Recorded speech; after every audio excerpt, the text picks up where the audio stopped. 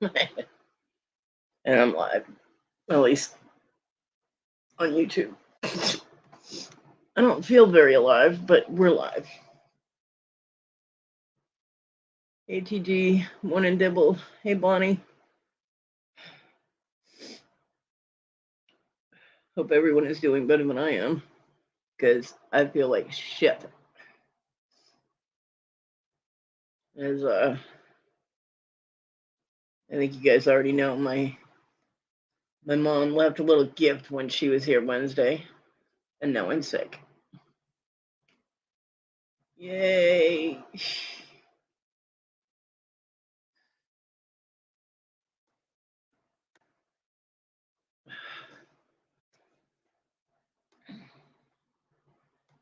So let's just hope it's the short version and that I'm not down for weeks, because that would really suck. Because I'm a big baby when I'm sick. It's like when I get man flu. Hey, Jules. I'm so needy when I'm sick, and there's nobody for me to be needy to, so.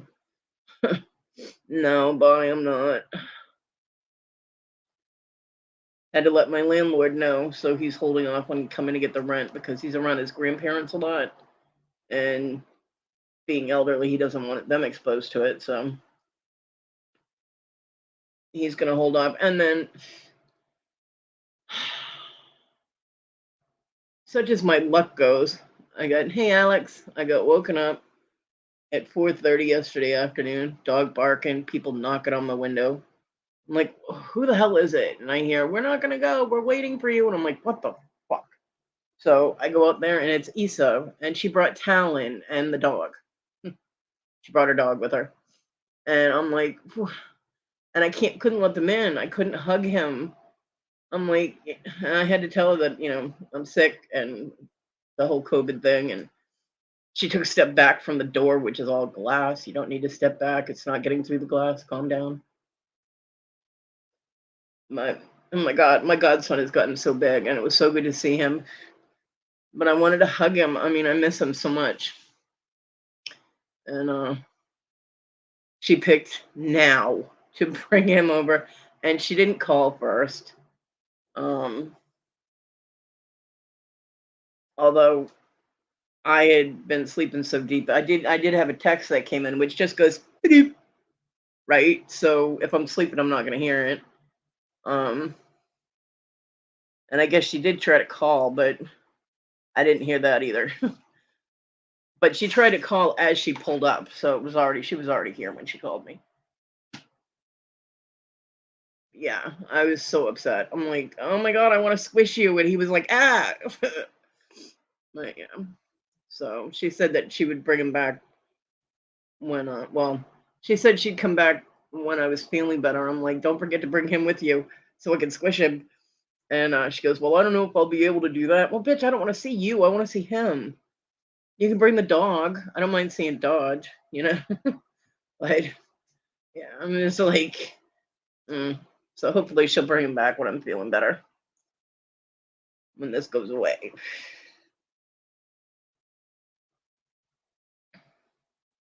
Yeah, Dibble. I was heartbroken. He was like 3 feet away from me, and I could not grab him and squish him.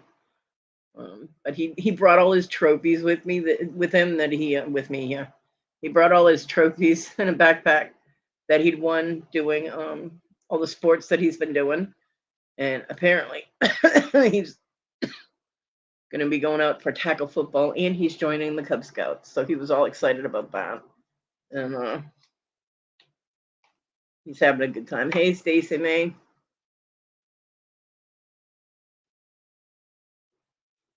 So I'm glad he's doing well. Seems to be. Yeah, I did the storm door, and there was the storm door is supposed to be adjustable so you can take the glass down and put the screens up, but we've never changed it out, so it's all still completely glass. So I could sit in the entryway, and they were on the porch, but it was just so hot out, and the poor dog was shaking, and he's apparently arthritic now. He's got arthritis. So, and I couldn't even get a bowl and give him water, because then they would still be opening the door and exposing everything. I'm like, oh, I felt bad for the dog. Yeah, Stacy, I am still. Ugh.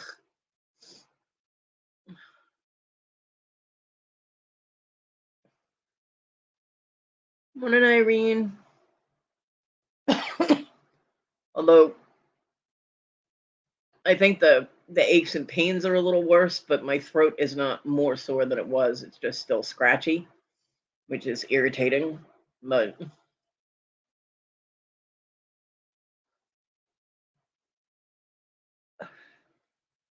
hey, casual. They 3 days later, the doctor's office called and told my mom that, or told my mom that Sadie, my granddaughter, her name's Mercedes. We call her Sadie. Sadie Bug did have strep. Yet they had already called and said she didn't have strep. I'm like,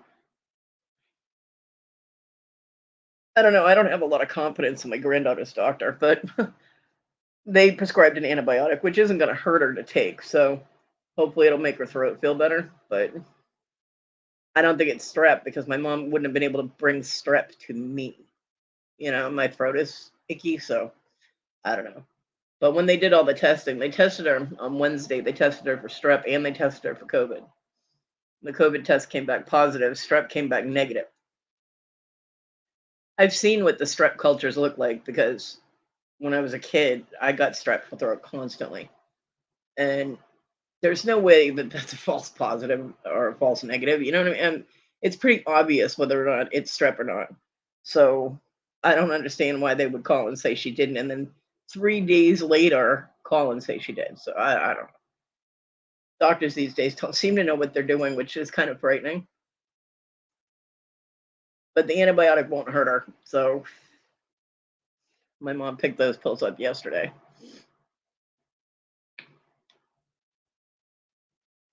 And the bank did call my mom back and they told her that I could file a dispute with my card itself and that they could then request the video from the ATM.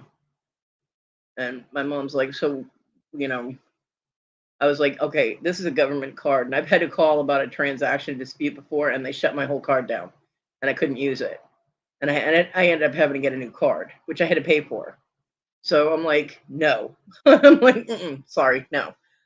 Besides, if they look at the ATM video, all the ATM videos show you. I mean, you've seen them on in movies and TV and stuff like that. They show from like the chest up. So how is that going to tell them anything about a missing amount of money? It's not. So, hey, Dark Shadows, how are you, Dark? Um,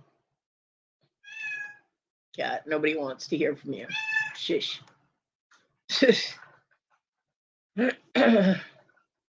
So yeah, it wouldn't do any good. It would just see the next person that came up to do the transaction. It's not like they're gonna pick up free money before they do anything and wave it around in front of the camera. Like, no, it's not gonna do anything. So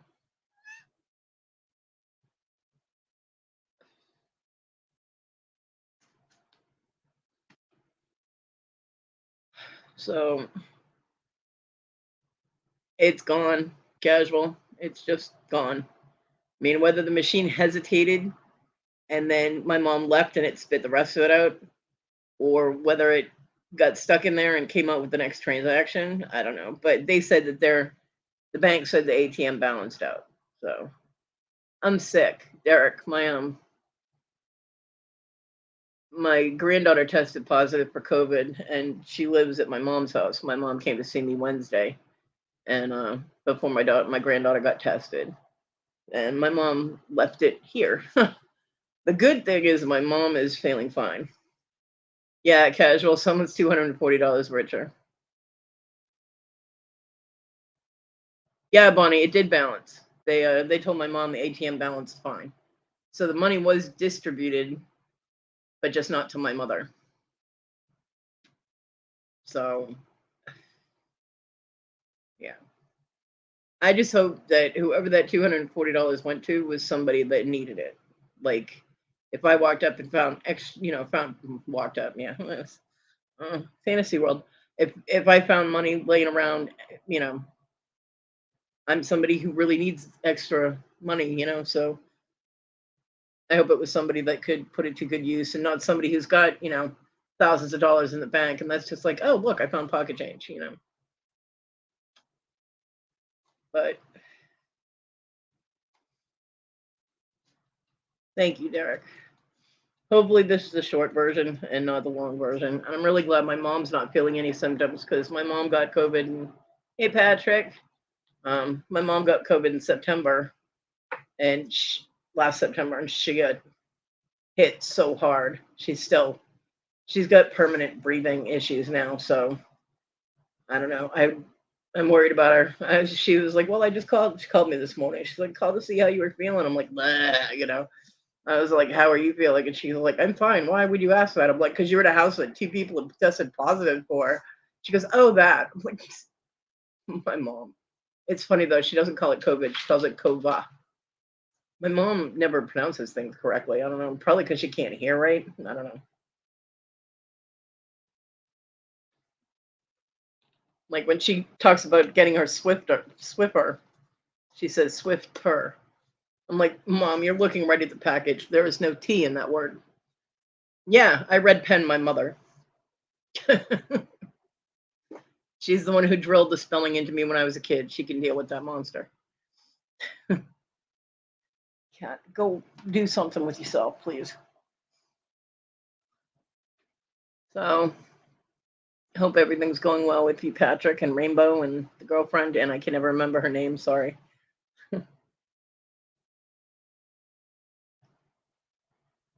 Yeah, Gigi, that's cute, considering that's the second time you spelled it that way, so I know that's not a typo. You did that on purpose. Someone, I think it was in Irene's chat. Um, Irene's? It was either Irene's or Sandy's. Someone in one of the chats spelled my name wrong and then apologized for it. And I was like, don't even worry about it. Oh, no, it was Sandy's auction last night. I was like, don't even worry about it. You'd be amazed at how many different ways people spell my name. for for a four-letter word, people find amazing ways to change the spelling on that.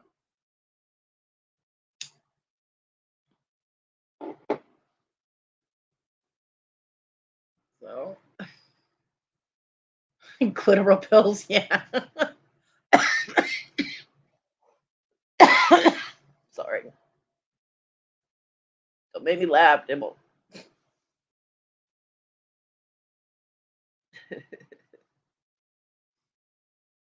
Yeah, Victoria comes up with some interesting words for things.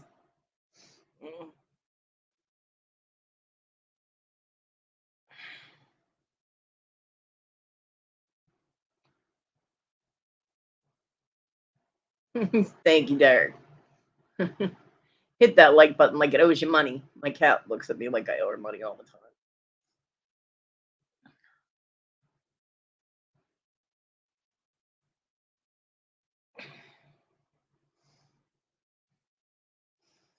Who was it? I think it was Stephen Colbert during one of his monologue things and was saying that cats are wonderful, marvelous pets because they sit there and they look at you and like they're waiting for you to die so they can eat your eyeballs. And I was like, oh my god, that's so true.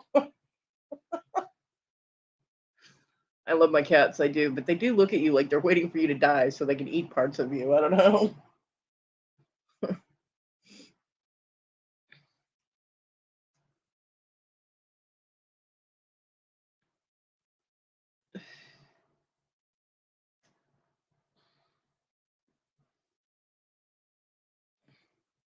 I do need to get Victoria a sippy cup for her coffee.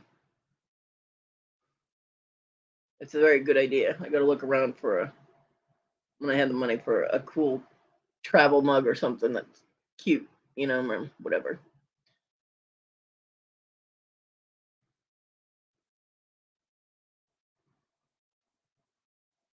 Congrats, Bonnie, for the $50 card. Irene, that's why I don't have a cat, right?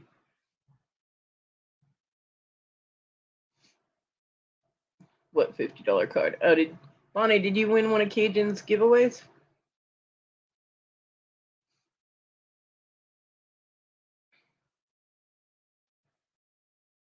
Right, Stacey May? Cat's all sitting there looking innocent and shit. That's awesome. Congratulations, Bunny Boo. You know, I knew he was giving things away. I knew he was giving those away yesterday, and I was just like, no, I gotta go to bed. That's how bad I felt. I skipped out on giveaways. I was like,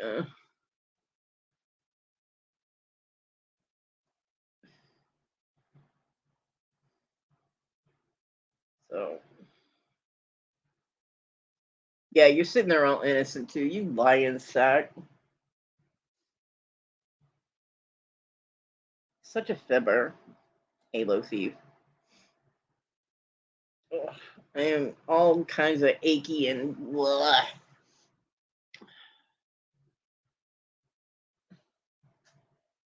I will be putting more vids on this channel in a few days. Also, I will be putting vids on my second channel. It is a 12-step recovery channel. It's a hard-hitting, no bullshit, no drama channel. Nice. Good for you, Derek. Good for you.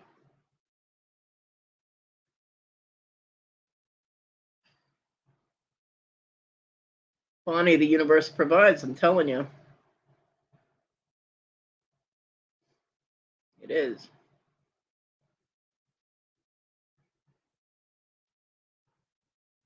Well, Derek, you know, sometimes people need that hard-hitting, no bullshit, you know. Although, whenever you have more than two people in a room, you're going to have drama of some kind. But, you know, I went to AA meetings with John for years. And I didn't go to the Al-Anon, I didn't go to the family ones. I went to the actual AA meetings with him because he just had a thing about people. So I went, and oh my god, the drama that are at those meetings and the cliques and the bullshit. People lying to each other constantly about shit, and I'm like just sitting there, and because I can tell when people lie, and I'm like, wow, I need hip waders in this room. But we went because he was making concerted effort, and I was trying to support that. So you know, and yeah, there were people there that thought I shouldn't be there because I didn't have an addiction problem myself, and I was like, yes, I do, when he's sitting right there. And I'm here for him, not for you. So sit down and shut the fuck up. Your opinion isn't needed. They were like, whoa, serious, you know? And John would just sit there and laugh and go, man, people that try to go head to head with you are just stupid. Like, yeah, because nothing would come between me and supporting John. Nobody and nothing. So whenever anybody said anything, I'd look at them and just be like, nope, sit down, shut the fuck up before you hurt yourself or you get hurt in some other way. I mean, he did. He tried for years, and it never stuck. He was an active alcoholic for 20 of the years that we were friends. It was the last 2 years, and he actually quit himself cold turkey, no meetings or anything like that. But I I did everything that I could to be supportive. His wife didn't, but I did. It's a channel that tackles addiction, alcoholism, the drug epidemic, and homeless problems. I will be going to some dangerous areas of my city. Well, be careful. Definitely be careful.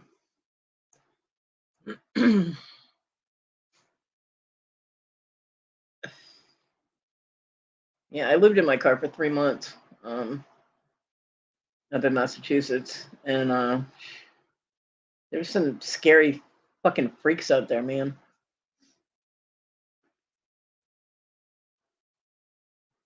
I am really grateful that John was able to quit the last 2 years of his life because he was able to spend time with Talon in a cognitive manner.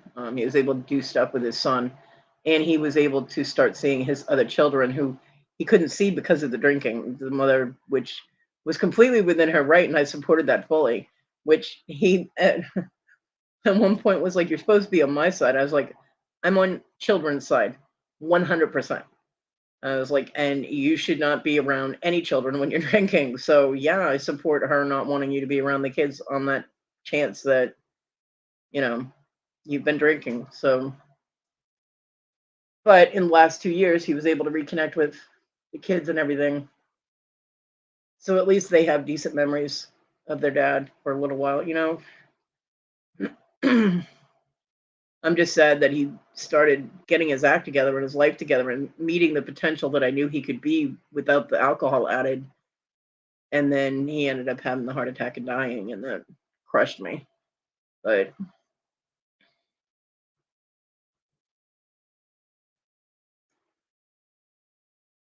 the last 2 years were a very positive thing for him. Morning, Donna.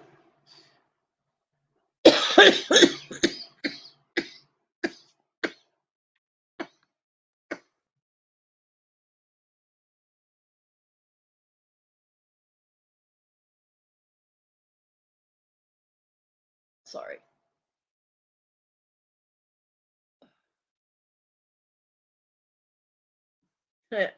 Who the fuck is Donna? Yeah, Kathy's never living that one down. That was awesome.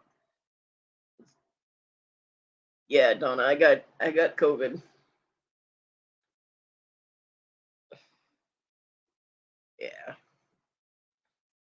Well, my mom was over Wednesday morning. Oh, okay, Derek, cool. I'm gonna make you a moderator on that channel too. There. That way nobody can accidentally time you out or anything.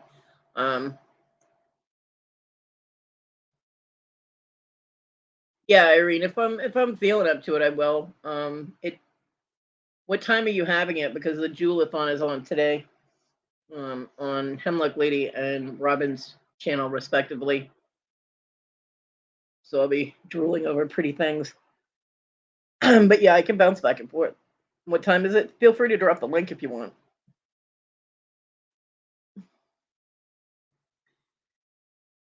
Yeah. Well, Wednesday, my mom came over actually early. I wasn't awake yet. And the first thing she told me was that Sadie was sick. Hey, Rhonda. No, I'm not feeling well.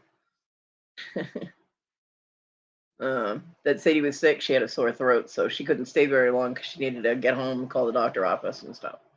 I was like, okay, well, I hope she feels better, you know. Well, when my mom left, she automatically hugs me and like kisses the top of my head. So she did that, and I thought about that after, and I'm like, wait, Sadie's sick, you know?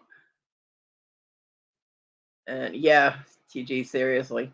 There you go, 8 p.m. Okay, cool. Yeah, I will definitely pop in if I'm up to it, Irene. Good morning, Rhonda. Um, so she got home and took Sadie to the doctor, and they gave her a COVID test, of course. Yeah, it was very close contact. Um, Rhonda's all excited about the Jubabon today. Girl, what the fuck would you be nervous about? You got this. Yeah, Irene. Thank you. So it took all day before the doctor's office contacted my mom and told her that Mercedes did have COVID. And the first thing I thought was, oh shit.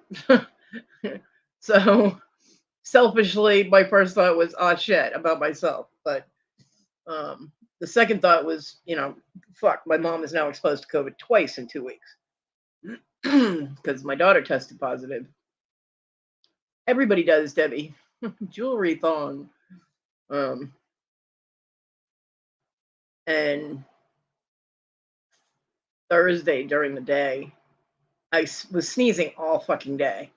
And it was weird because occasionally, I mean, I'll sneeze. You know what I mean? Like every once in a while, a sneeze comes out of nowhere. Um, and by Thursday night, my throat started to get scratchy and I started to get achy and blah, and just blah. I didn't feel right because I'm pretty in tune with myself. If I start getting sick, I can feel it's, I can sense the symptoms. And I'm like, oh no. By Friday, I was full out. I'm like, so the throat isn't getting any worse. It's just scratchy, you know. But the aches and pains accelerated today. I woke up and I'm just like, oh my God. So, like I said, hopefully it's the short version and I'm not down for weeks because that would really suck. So I got to light my candle for me. Yeah, aches and pains. And I got a headache that won't quit. I've been taking extra strength Tylenol, but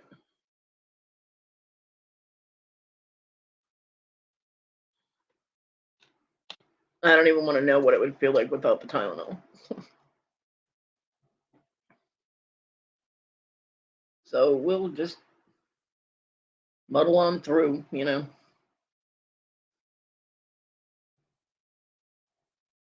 Yeah, Derek's pretty cool. Derek's from Canada. And he does paranormal stuff, paranormal investigations and research and history and all that in Canada. It's pretty cool.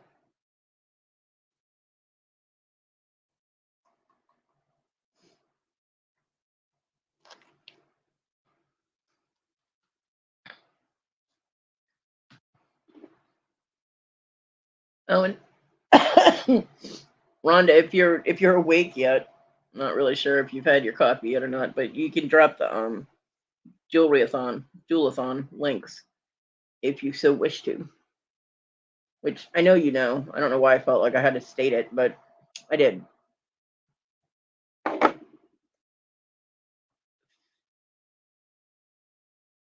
Derek sent the gooses over here. Yeah. TG likes to go out and feed the Canadian geese in Wales. So, are there Canadian geese in Wales? Or as Rhonda likes to call them, Canada geese? Still sleepy? Well, when you wake up, you can drop the links. Yep, coffee IV stat. Oh, by the way, speaking of coffee, there you go. I have to share something that I got. I got it on well, technically it was out there on Saturday, but I didn't get it until um Monday because, I'm not able to get packages that are left 12 feet away from my damn door. So I had to wait for somebody to be able to grab it for me.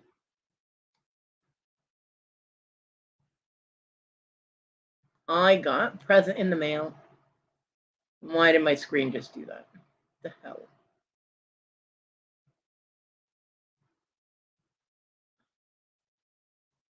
Yeah.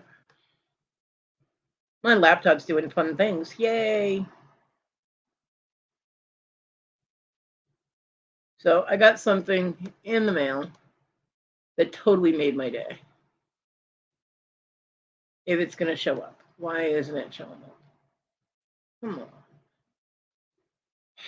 This laptop kills me.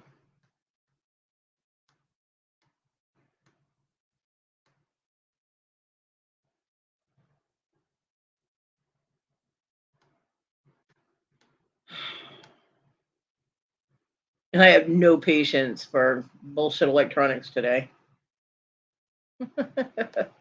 Rhonda, you'll be fine. You know you're a freaking rock star anyway. I don't know how you keep up with that shit.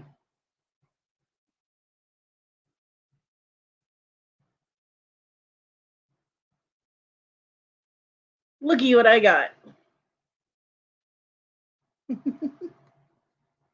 Carol Campbell sent me this because I was talking about the BB-8 that Nana Tinkin sent me, the little remote control BB-8.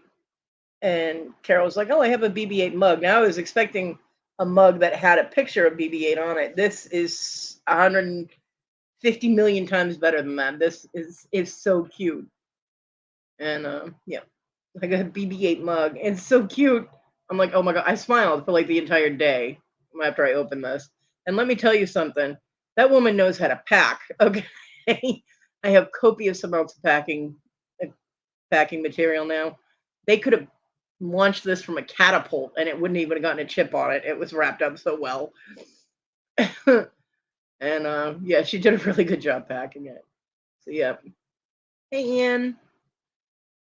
It is. It is absolutely adorable. And someone was like, I think it was Dibble, said, "Oh, you can put your coffee in it." I was like, "That swill shall never touch BB-8."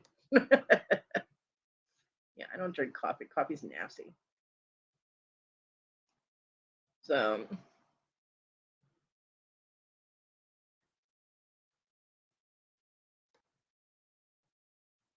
yeah, it's a mini marathon. It's gonna be awesome. Awesome, awesome, awesome.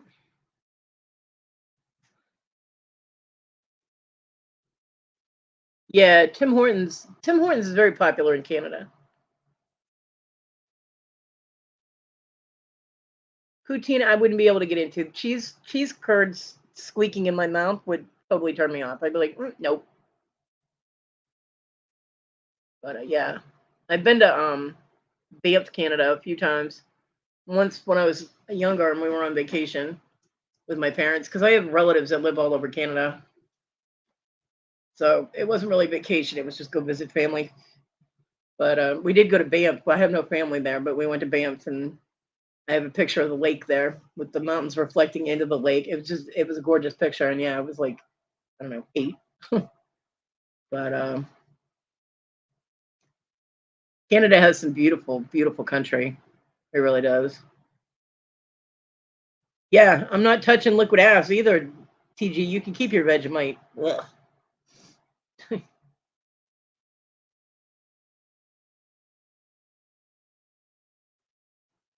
Rhonda is definitely a rock star when it comes to those marathons or even mini marathons.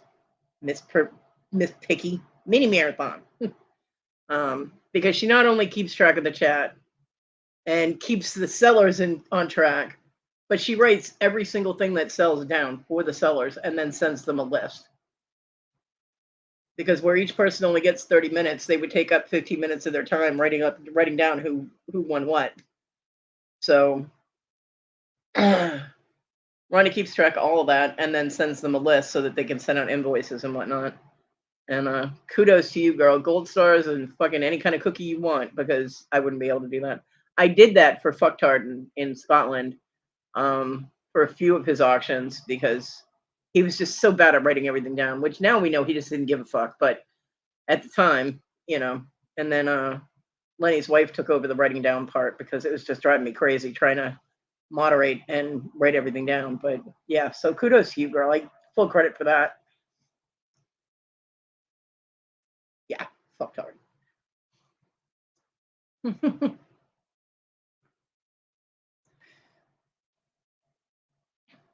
I still have the shirt that he sent me. And I have a fluffy mug and I have a squashy shirt. I should auction them off just so people can, destroy them. I wonder if they'd sell. They're like, okay, this is up for sale. Who wants it so they can wreck it? Hey, Ken. Run is definitely a rock star. Absolutely. And she's got a ton of rocks, so literally is a rock star.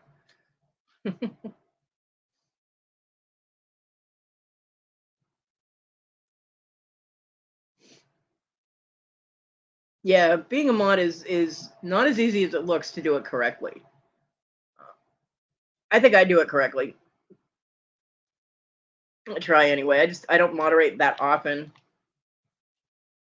Yeah, well, I stuck that shit in a box and it's still in the box and I don't know where the box went.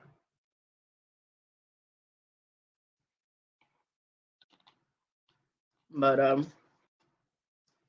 or I wonder if I could get people to bid on it to watch me cut up the shirt and smash the mug or something, you know what I mean?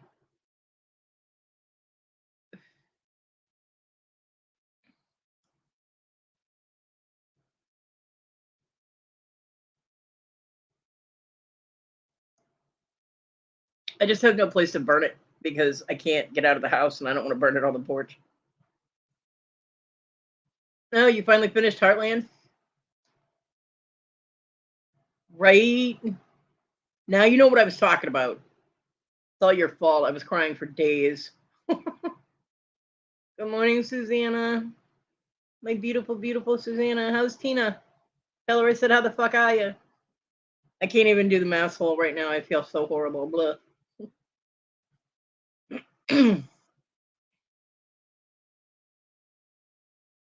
Yeah.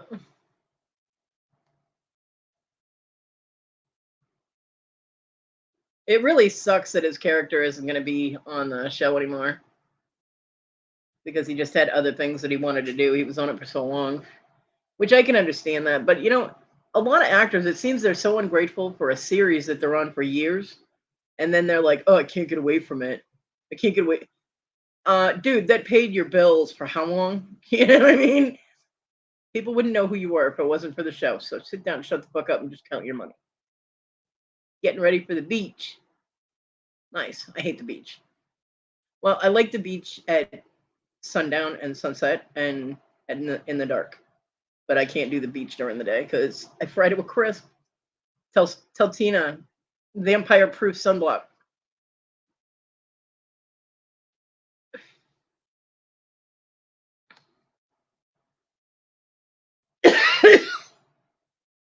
Yeah, Prime only had 14 seasons.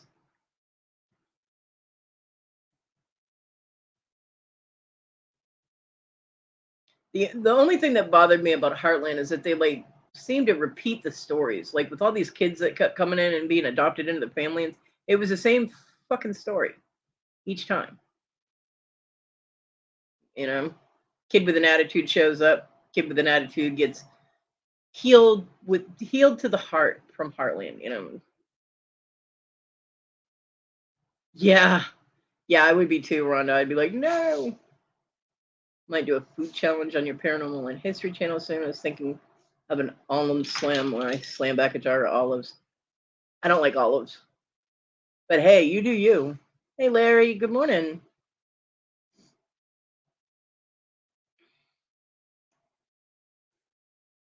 Thank you, Ian.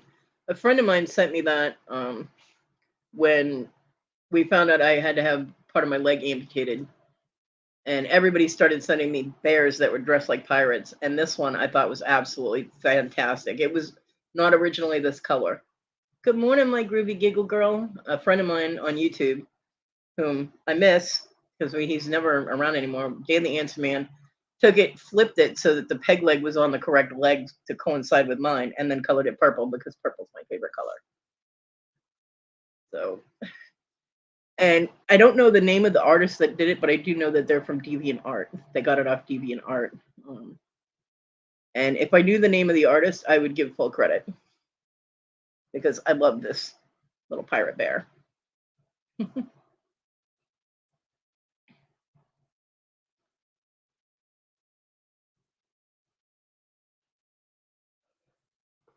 What is it, TG? You giving it back all the halos you've stolen over the past week?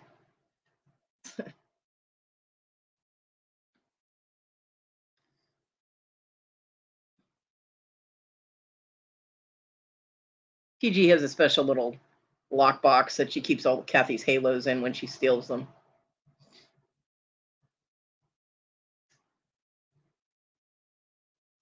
You call yours Tonzilla?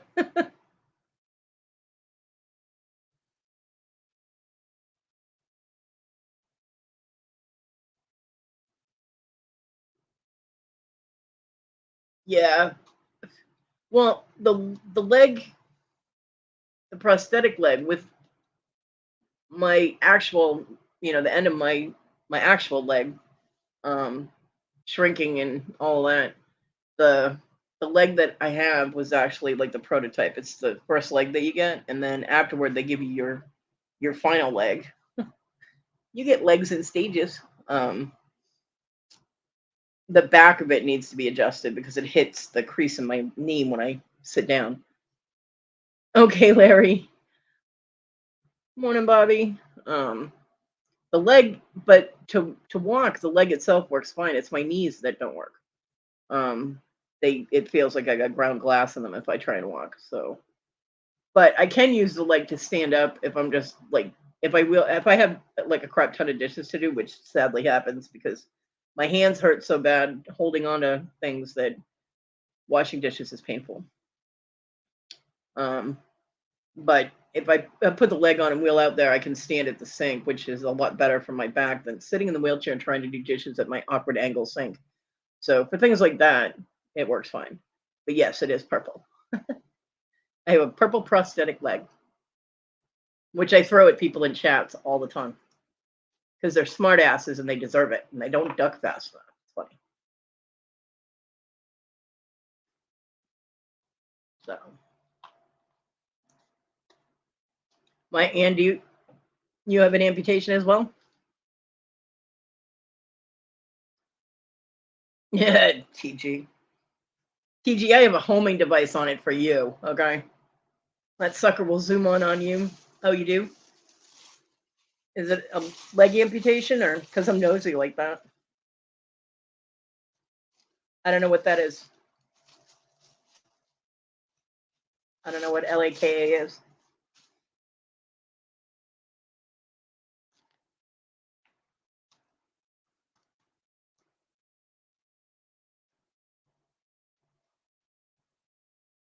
Oh, legged knee amp? Above the knee. Yeah, mine's below the knee.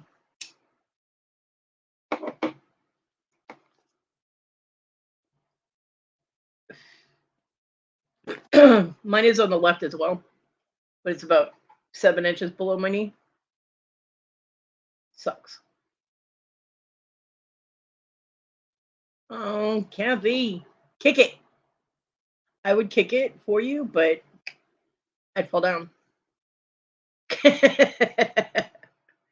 It's always good to be humbled once in a while. No, I get that too. Every once in a while I'm wrong, and I'm like, shit. Now I have to admit it. Hey, Caroline. Yeah, this was I had mine done 2 years ago, and I still for when I first wake up in the morning, I forget. So, and then I wake up all the way, and I'm like, oh yeah, shit.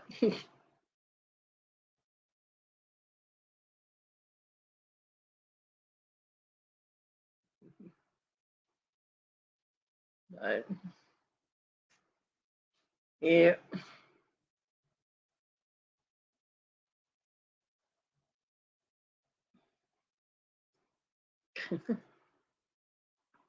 I'm telling you, for a 4-letter word, my name gets spelled all kinds of different ways.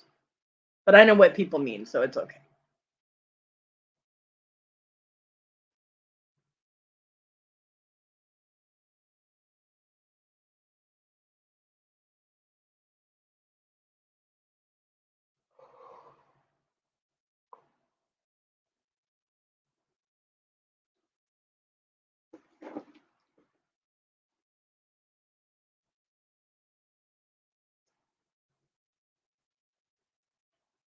Oh my God, Anne, that's not good. Right after I had it done, when I was still in the hospital, the first time I had to get up out of bed, the the off balance from the weight, because you just automatically go to put your foot on the floor, like when you stand up, you go to balance and you don't realize even when you do that. And I almost went down. Luckily, my best friend John was there and he caught me.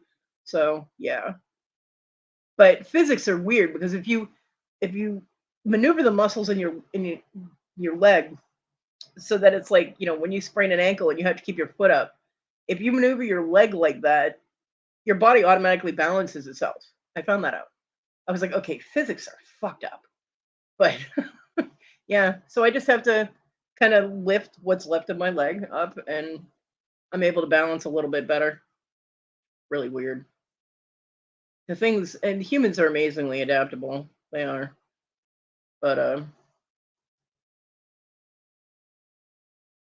yeah, I'm terrified of falling. I really am. Because I have fallen and I'm a big girl and for me to fall, it's really painful and I can't get up by myself. So when I did fall, we had to call paramedics to come get me off the floor. Talk about embarrassing. Rhonda.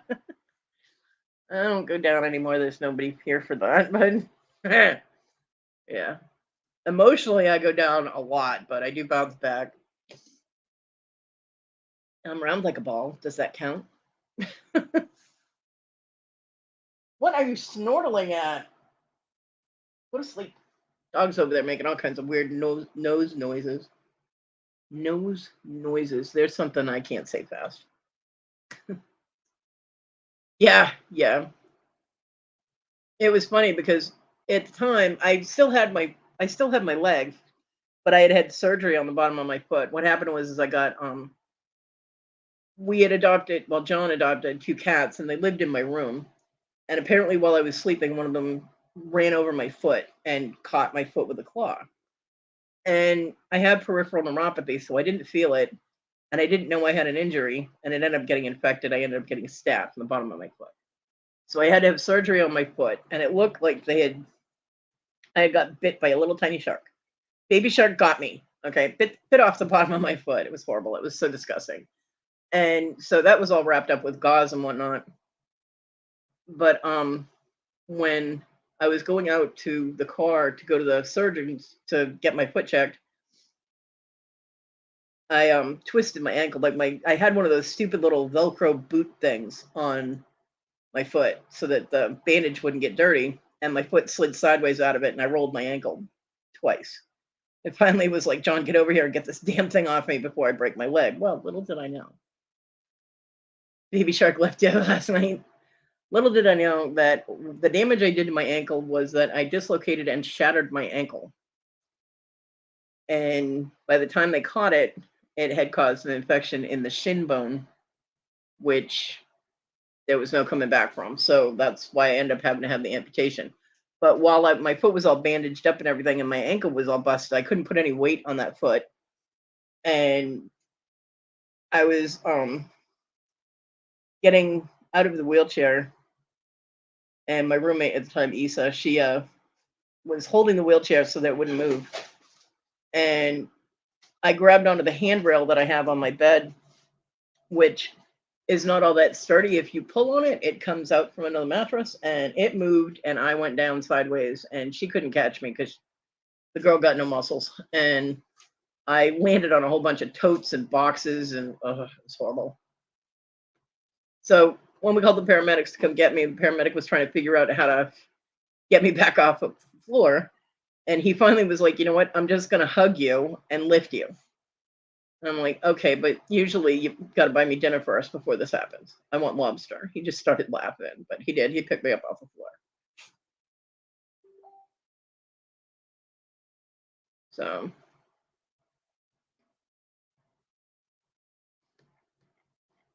oh yeah, I had the paramedics laughing their asses off when they were here. It was funny. Um, I mean, they got a crappy job for the most part, so they used to have to come and get me down off my porch too before I got the ramp. Yeah, I love lobster. Bye, Irene. Have fun tonight. If I don't get there, have fun. I know you guys always do. You guys are a riot. And thank you. I'm a New England girl through and through. I might be stuck in the South, but I love me my lobster.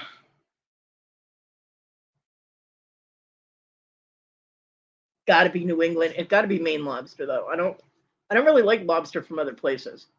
Like we went to for some reason John thought it would be a treat. We went to Red Lobster. First time I had ever eaten there. Never eat there again. Uh, but they had this platter with like 2 different kinds of shrimp and like 2 different kinds of lobster tail and all this. And the one lobster tail was absolutely fantastic. I mean, it was Maine lobster. It was delicious. The other one was rock lobster, and I almost broke a tooth. I was like, oh, cool, Anne. I will try. If I'm feeling up to it, I will try and pop in. I will be glued to the marathon though. But and the problem is this is jewelry. Yeah, rock lobster. It was literally a rock shaped like lobster. I don't know. I was like, what is? I made them take it back. I was like, I don't know what this is, but it's not lobster. Can I have a Maine lobster tail, please? And they started to argue with me, and I'm like, for the amount of money I'm paying for this food, bring me my damn lobster tail correctly. I'm like, I don't know what this is, but get it away from me, unless you wish to wear it like a unicorn. So they did.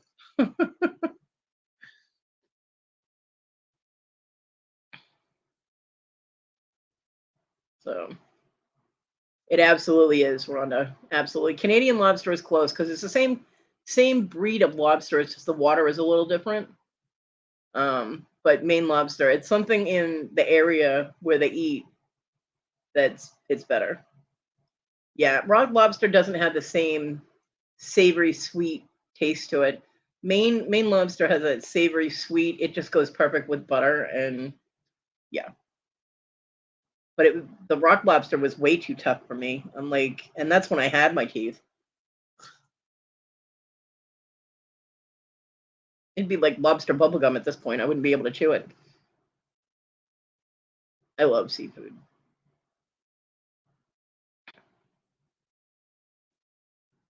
Hey, Papa J, lurker alert. Hey, Wolf and Hound. Good morning.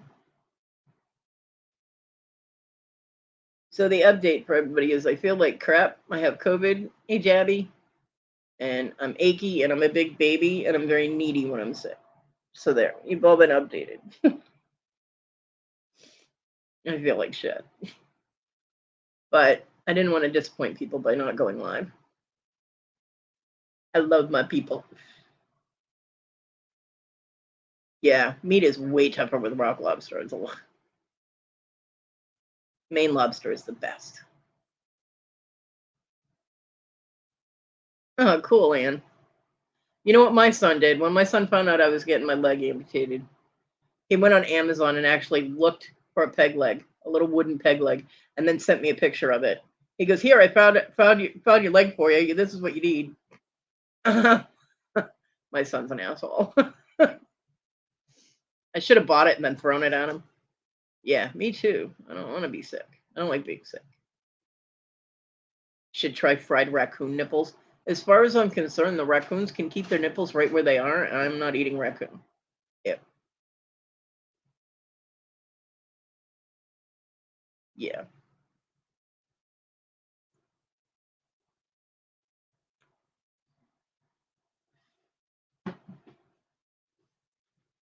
I mean, don't get me wrong. If I was, well, when I would have been able to survive in the wood, a little hard to wheel a wheelchair through the woods, but back in the day when I would have been able to survive in the woods, if something happened and I needed food, yeah, whatever animal I run across, they're history because I'm eating it.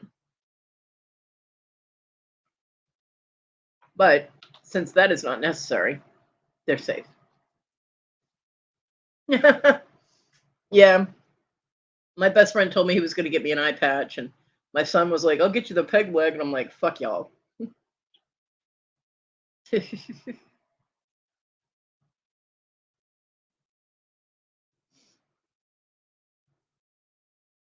No, Papa J, ew. I used to feed the raccoons when I was a kid. My dad would try and shoo them away or keep them out of the bird feeder, and I'd be out there dumping scoops of bird feed behind the tree so my dad couldn't see them eating it.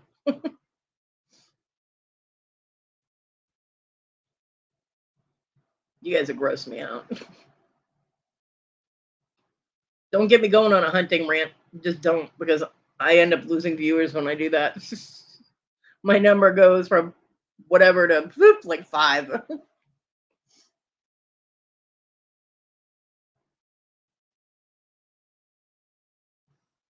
I think raccoons are adorable as long as they stay out of my house because they're destructive little fuckers.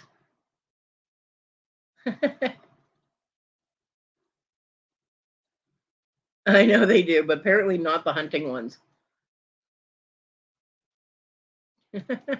Hey, I'm a chunky bear pirate. Well, send me a list, Rhonda.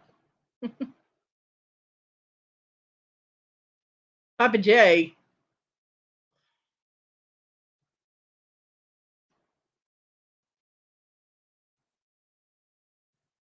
No, they're not.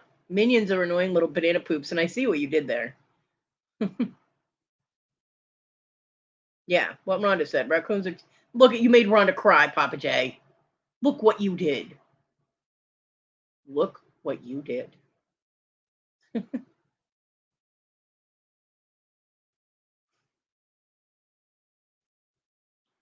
Raccoons and ferrets are like the clowns of the animal world.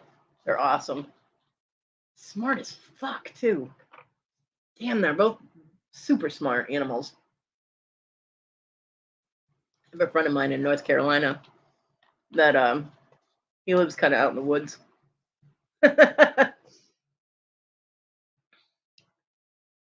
Like you what? You're not that smart. You show people your stolen halos all the time. Oh, you upset Kathy too. Oh, that's you made an angel upset. Papa J. Now I get to say to you what everybody always says to me when they find out I'm pagan. Oh, you going to hell now.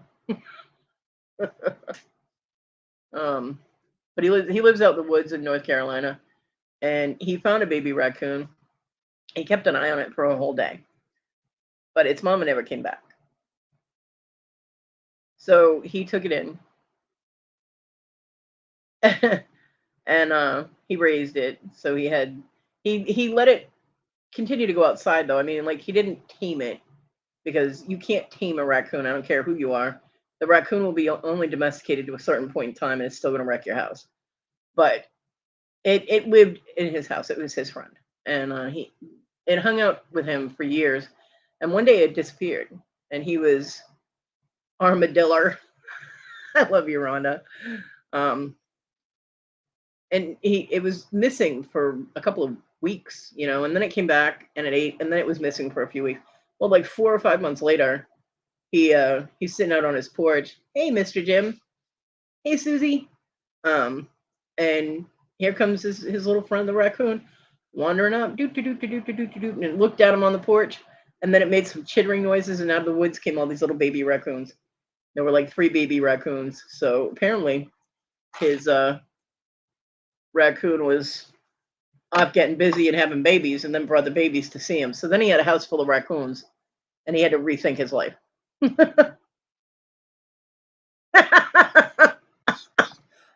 Patrick's trying to kill me.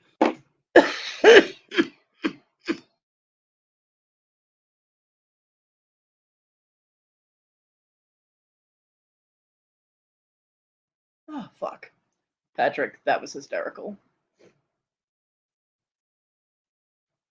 And it took me a minute. I was like, you spelled armadillo wrong. And then I was like, wait a minute. Oh, thank you, Anne. You have a raccoon in the other room. Marty was ball feeding. Yeah. I mean, if you remember to respect the animal, because it is a wild animal, and you keep it confined when nobody's around, you know what I mean? Which sounds, a lot of people are like, oh, you keep it in a cage. Yeah, because otherwise it destroys the house. And it can get hurt because they're not meant to live inside. So, but I have the utmost confidence that you guys know what you're doing. So,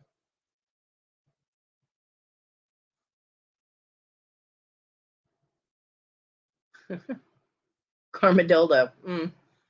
Well, I don't know. I wouldn't want to handle armadillos because they are the only animal that's known to carry leprosy. I mean, it's very rare that a human would get it from contact, but I wouldn't take that chance. Rhonda, right? Well, I have to be the devil's advocate here, Rhonda, because they do have the bunny and the butterfly on some of them, so they're not, there's a very fine line of separation sometimes.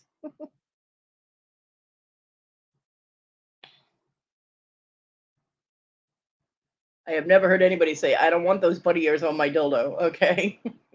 Nope.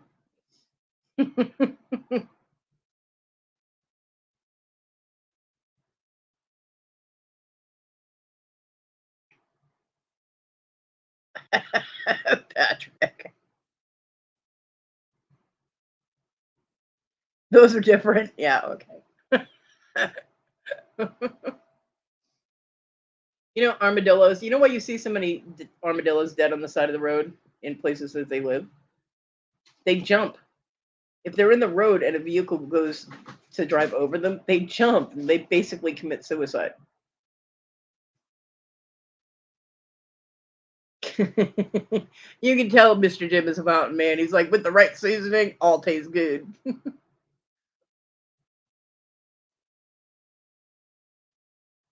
Oh yeah, and meet Patrick. Patrick meet Ann. Patrick is hysterical, and he's a radio guy. He has the best voice on the planet.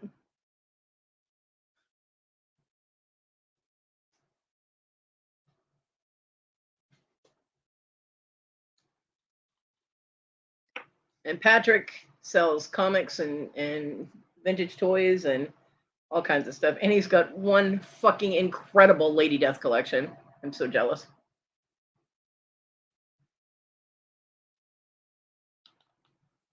Danny May, no! You are not allowed to eat my Tig. Okay, remember what I said about, his chunky butt and that he can have extra treats? Cancel that because I don't want you to eat my Tig. Yeah, exactly, Rhonda, exactly. Well, you fit right in, Anne. We're all a little nutty here. Patrick's awesome. Hey, Jen. Good morning. Welcome, welcome.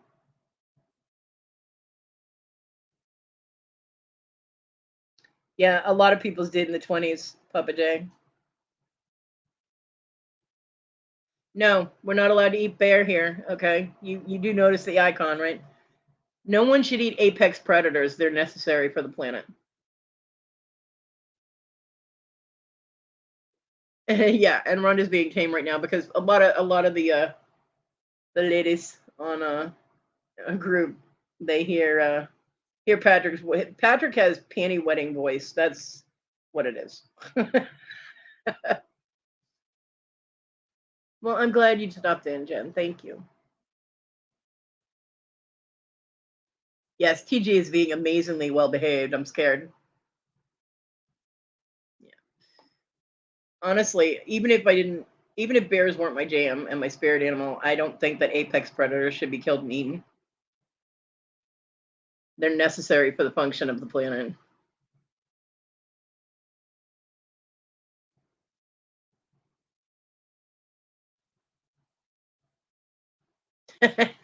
Well, Patrick, you do remember what channel you're on. It just instigates naturally, so the twisted always comes out on my channel.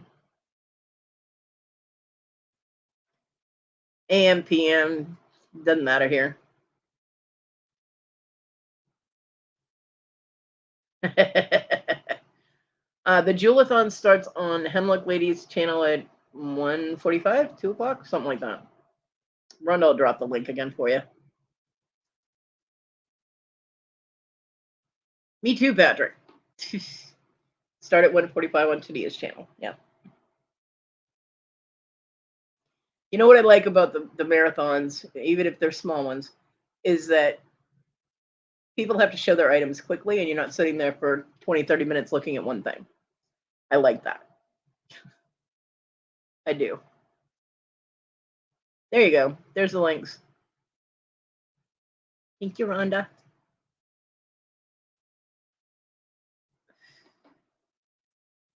Although with the Jewelathon, unlike other marathons that they've done, I'm not going to be able to click out of it and go somewhere else while something's being shown that I don't like because it's all jewelry and I love jewelry. Usually, if someone starts showing ephemera, I know it's going to take a while because they go through every damn piece of paper. So I know it's going to be 20 minutes before they're done. So I'll go and I'll do something else. I'll either watch part of a movie or I'll watch a different YouTube thing or something. I cannot stand ephemera. I know a lot of people love it, and I know it makes money, but I cannot stand it. It's that and clothes are just boring to me. Yeah, but this is all jewelry. It's going to be amazing. Mr. Jim's going to be there. Yeah. So, yeah, there are certain things in auctions I don't like, and I'm not afraid to say it. And it's not against anyone who shows those things. I mean, there's a market for them, and you're making money, so you go do you. But for me personally, I'm like, it's snooze fest. Yep, jewelry for everyone, except me who can't afford it. I am fully loaded on potato chips though, so I'm okay. Yeah, I depression eat during jewelry things. It, if my hands are full and doing something, it keeps me from going, "Ooh, I want that," in the chat. Bobby, do you all have your jeweled thongs ready? I'm sure Mike does. Yeah, all price ranges. It's gonna be awesome. It's gonna be awesome.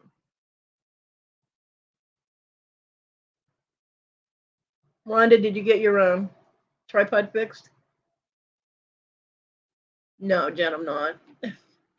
And even if I had been on the list with me feeling the way I am, I wouldn't be able to do it. I would have had to bail. Next one I might, though. The next marathon thing that they do, I might. TG, if your panties are shiny, there's a problem. No leaving a trail, girl.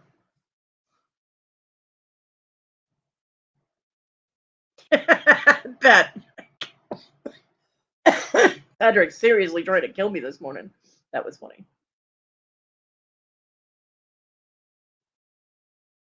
Yeah, I got COVID, Jen. My granddaughter had it.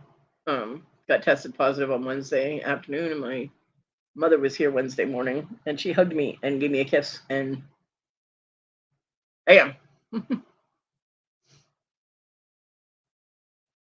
Yeah, if only if it's got bling on it. No girl's gonna get you near you with a blinged cock ring.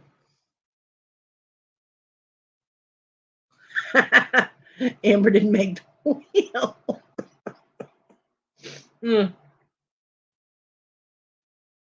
Based on true stories. You guys always make me smile.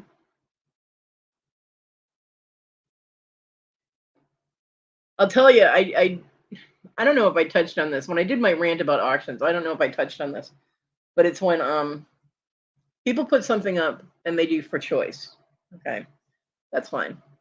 Even if they have like 6 things on the table, like Nikki will put out 6, 7, 8, 12, 20 brooches or whatever, and she does it for whatever price they bid. Blah blah blah. Bidding goes on fine. Someone wins inevitably. I don't sound well. Yeah. I just caught it this week, so we're hoping it doesn't get too bad. I got a scratchy throat. Apparently now my cough is kicking in, and I have a headache and I'm all achy, but I'm still functioning, so we're good. So yeah, so that's all good. Someone wins the bid, and then you're like, okay, which one of ones do you want? Now they were right on top of it when they're bidding. Bam, bam, bam. Bids are coming in. They're bidding. Bop, bop, bop. They win, and all of a sudden, you don't hear from them. It's like, which one or ones do you want? And then it's like, do, do, do, do, do. You're waiting for like 10 minutes for them to give you a fucking answer. It's like, hello, you're holding up the whole fucking work here. Let's go. Which one? Hey, Carol, I showed my BB-8 mug. Thank you again. You totally made my day. I smiled like all day when I got that, when I opened that package. So yeah, it's like, if you want it that bad, then get in there which one you fucking want. Like, right away. You know you won. Tell them what you want. But no, you sit there and wait and wait and wait. And the poor moderator, whoever it may be, is like, okay, which one of ones do you want? Plus, they're putting it in the chat. So there's no way that you're not, I mean, did you just walk away from your computer or phone? What the hell? It drives me crazy. So many times I want to hit my cap lock and go, will you fucking pick one? Yeah, seriously. But I don't, because that's rude to the moderator and I don't like to do that. But seriously. So for all of you that bid on things like that, where you have to pick something, pick it quickly. Just pick which ones you want. Don't make everybody sit there staring at a screen of stuff that we're waiting to see what next cool thing is going to be shown. And everybody waiting on you. You're holding up the whole fucking auction. Stop it. Just stop it. That I don't remember if I touched on that when I did my rant, but the other day, I don't even know where I was. I don't know which auction it was, whatever, but yeah, just pick. Ugh.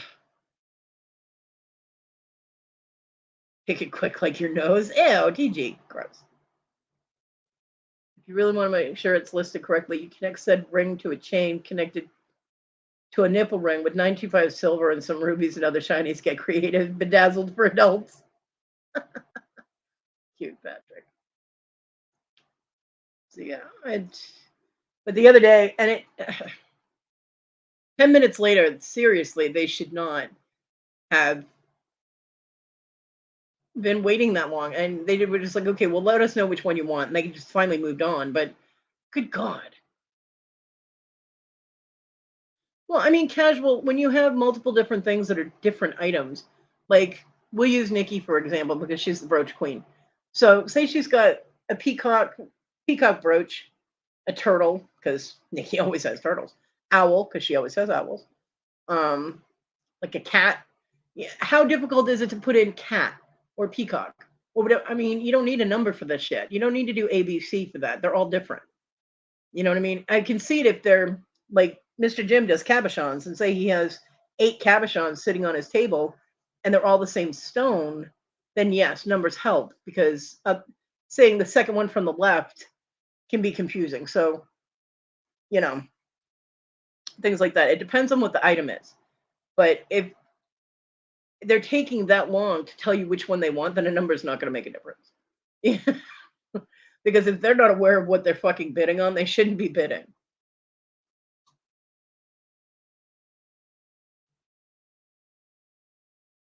Jen, just a little bit. Yeah.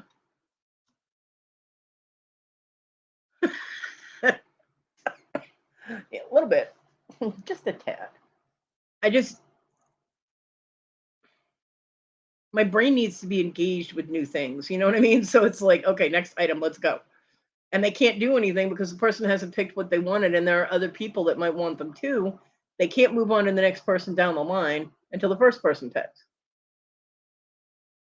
It was nice to meet you too, Ian. I hope you have an awesome day.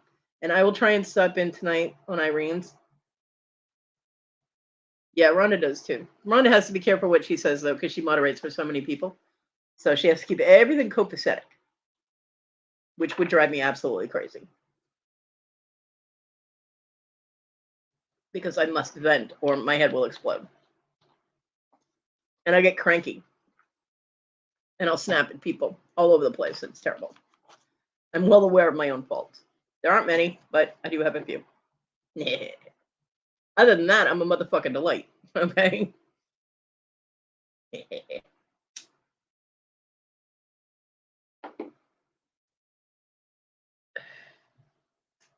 Yeah, there you go, Rhonda. As long as you have people to vent to, you're good. Yeah, when someone lets the item sit on screen for 10 minutes, it's too long.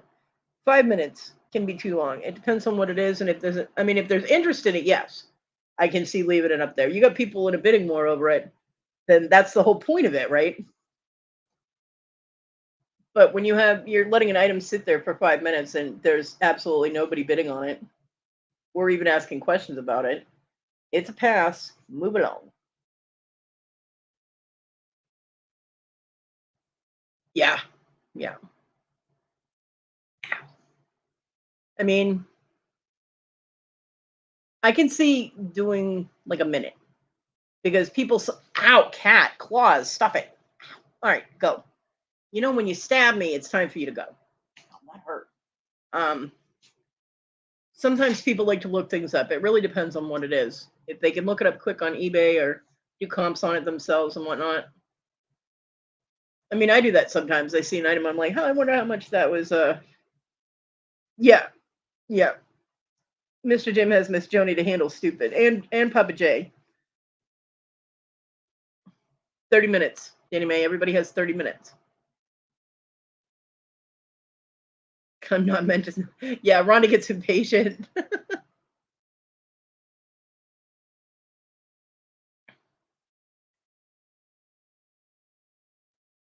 That was so funny that on the marathon, the doesn't matter, it's sold.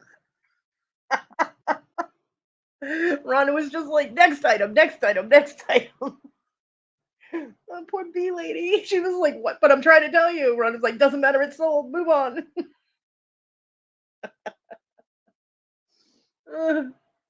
No, I meant he has you to handle stupid. I didn't mean you were stupid. Sorry. Yeah. Mr. Jim likes to sell fast. Mr. Jim does a really good job. It's the people that slow it down when it takes them too long to pick which ones they want or whatever. That's what takes up the time. Yep. I think at this point everybody wants a shirt that says "Doesn't matter, sold." That was so funny. And that was her first time auctioning, wasn't it? So she didn't even know how it really what the procedures were. And she was honestly trying to tell people what the items were. And people that were in there are so used to seeing things that they automatically knew what they like and what they didn't. And they were like, "Oh, want that? What?" And she's like, "But I'm still describing it. Doesn't matter, sold." She's so cool. I love B Lady. Hello.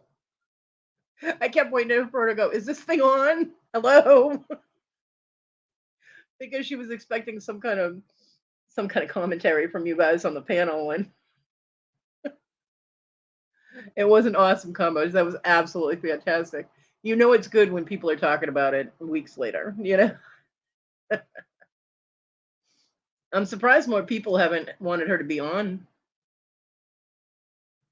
I haven't seen her doing any auctions since the marathon. I'm really surprised because she did really well. She was adorable.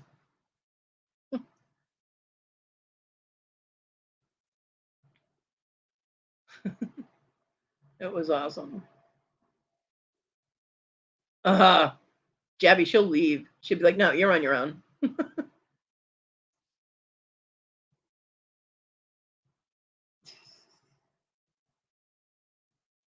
Jabby, I thought that little green hurricane lamp was the most adorable thing yesterday.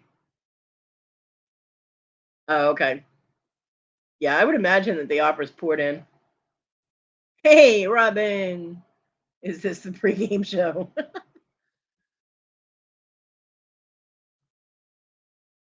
No, you don't, Mr. Jim. You're fine. Your auctions are so much fun. I love going. I mean, they're fun because I go there and I can't buy anything usually because I just don't have the money. But I don't just go there to look at pretty rocks. I go there because you make it fun. It is entertaining. Jabby, my fingers were hovering over the keys for that lamp, and I'm just like, no, I just cannot justify something decorative when I can't afford food. So it was a really good price for it, and it was just so cute. I was like, oh my god, I want that. Yeah, pretty rocks. But Mr. Jim makes everything fun, and it's very entertaining, and I like it. I like to trigger myself apparently because I go there and cry over the stuff I can't get. But it is fun.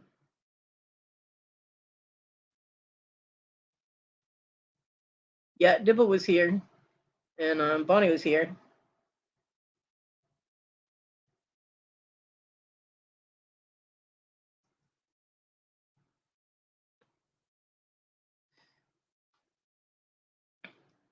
So excited for the julep today, Robin. Excited, excited. Rhonda is having anxiety attacks over there. Tell her to stop it. She's a rock star. She doesn't need to be nervous. Bye, Jen. Have a great day. Hey, Jessica. Hey, everyone. And Kodi. It's my show. And Kodi. I'm like, eh.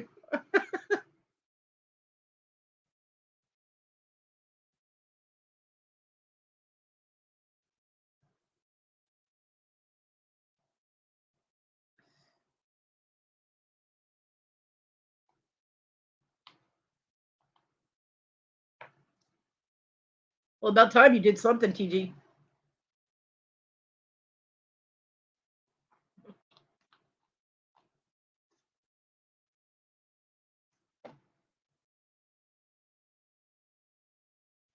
I agree. I agree, Robin.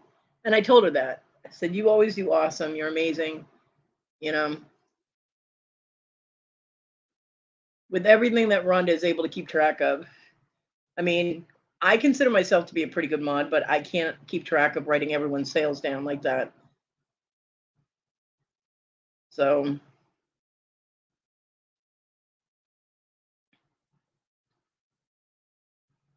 yeah, I was singing Rhonda's praises. I don't do it often because Rhonda's kind of a bitch, but no, I love Rhonda. Rhonda's awesome. I need to make Rhonda that owl bitch piece of jewelry.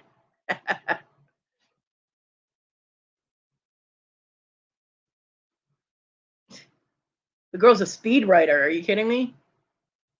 And Rhonda has no problem going, okay, hold on a minute. Let me catch up. Ooh, French toast. Oh, Mr. Jim, you just made me hungry. Aw, thanks, Jessica. I gotta have some fun somewhere. Mr. Jim, you just made me super hungry. I don't want to get up. I was thinking the other day, I'm like, if I had a little fridge in here, which I have no place to put any of this, but if I had a little fridge in here and a microwave, I would be all set for when I got hungry. And then I'm like, well, fuck, why don't I just move my bed into the kitchen? Yeah, I have no room, no space in my room to put any of that stuff, but it would be nice.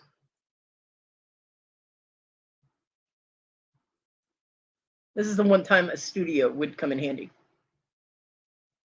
Although I'd still have to get up and get in the chair to go get stuff, but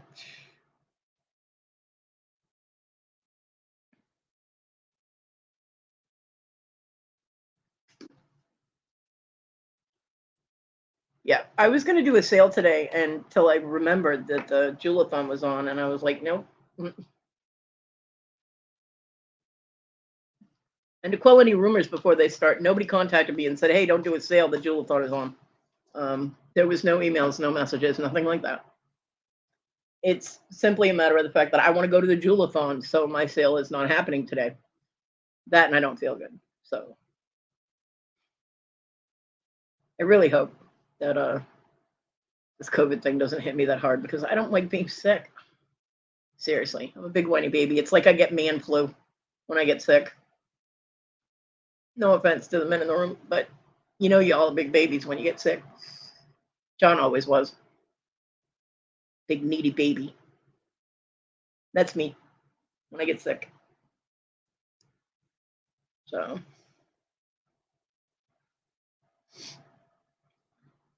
But no, it's simply a matter of that I want to go watch the Jewelathon, so that's why I'm not doing a sale today.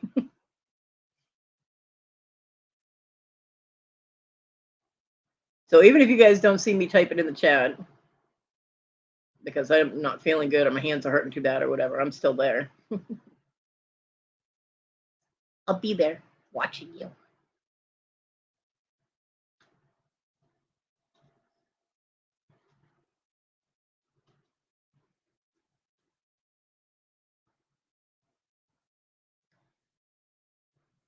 Oh, I can't remember. My memory right now is crap because my head hurts so bad. But one of the other things is, and Rhonda does not do this. So this is not towards Rhonda in any way, shape, or form because she does not do this. No, you can't say bad things about me. TG, don't be a bitch. Moderators that are on panel. Now, see, when I moderate, I only moderate in the chat. I have a couple of times been on panels and moderated. I don't like it as much. I like to just be in the chat. But when the moderator, yeah, go ahead, Jessica. When the moderator that's on panel starts talking over the person that's showing the item, they need to shut the fuck up. People cannot hear what is being said when more than one person is talking. So if the moderator is flapping her gums while something, and I say her, because the only moderators I really watch are female. But when the moderator is just rambling on and talking, or they start saying hello to people when someone is showing an item, stop it. What the fuck are you doing? Your job is to call bids and keep order in the chat, not to sit there and say hi to every single person and not to talk when someone is showing something. Shut up. Yeah, not just the moderator, true, Robin, but the moderator is there for a specific reason. I mean, whether they get paid for it or not, it's a job that they've been asked to do or that they volunteered to do. So take it responsibly. Shut up. Now, I can't say Rhonda's never done it because there have been occasionally something that's then typed into the chat and that she just can't help the outburst, and I can understand that. But there are some moderators that almost every single item that's being shown, they're talking over it. And it's so annoying, it makes me want to leave. I agree, Jabby. Always take care of your mods. Unless it's Wes. No, I'm kidding. I already sprayed Kathy down with Wes Be Gone. Wes does a good job though, but Wes isn't on panel, so yeah, when Robin comes in, you get the buddy. Yeah, that's fine. But I also don't think that every single person has to be greeted during an auction or a targeted show, a show that has a topic. Like my chats, it's a chat. Hello.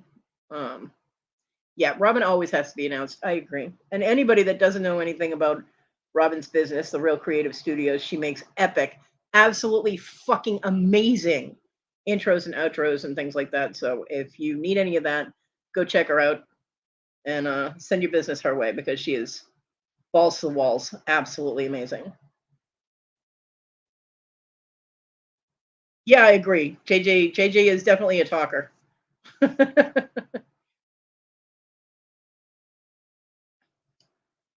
But I don't think that as a general rule, auctions should be interrupted to say hello to people that come into the chat. You're welcome, Robin.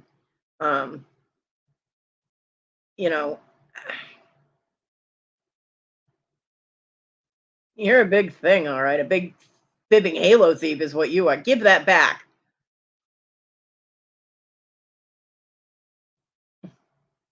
So it slows things down. It interrupts the flow. And people shouldn't need to be greeted individually if they're showing up for an auction. I know you do. That's one of the reasons Victoria, takes half an hour of her show to say hi to everybody. Because she's gotten feedback on, hey, you didn't say hi to me, and she feels so bad that these people feel neglected that she has to say hi to absolutely everybody. And it does, takes up a lot of time,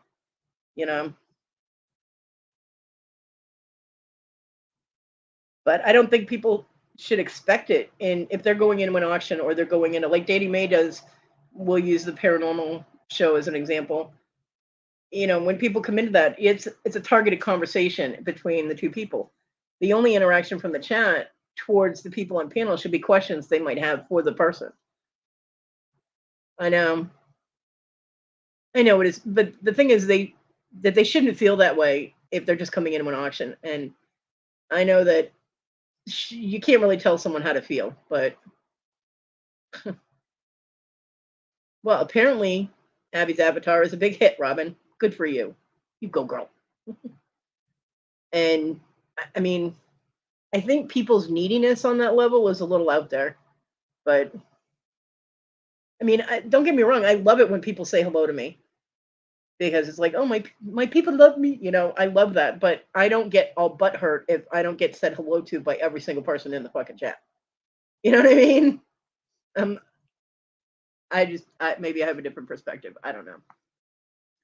But I think that expectations when you go into a focused, targeted live should be different than just coming into like one of my chats where we try and say hi to everybody when they show up, because I usually don't have a crap ton of people in here, so it's easy for me to keep up with saying hi to people.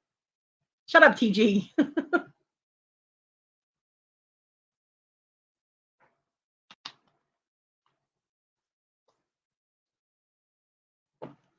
Now, see, that's a whole different thing. If you have somebody that's new, they're new because they're gray.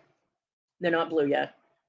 In the places on the channels that everybody gets turned blue, if you have somebody come in that's gray and they've never been there before, I can understand greeting them and saying welcome in.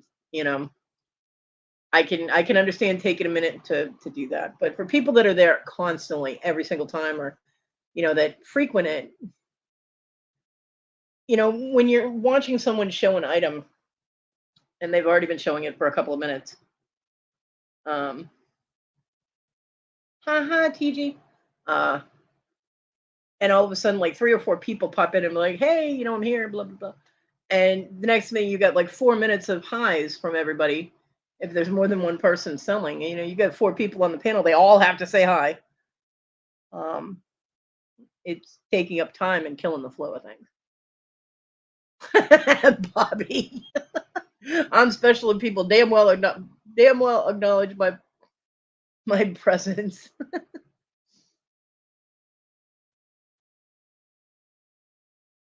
I know, Danny Mae, I know. I wasn't saying anything negative about you, don't worry.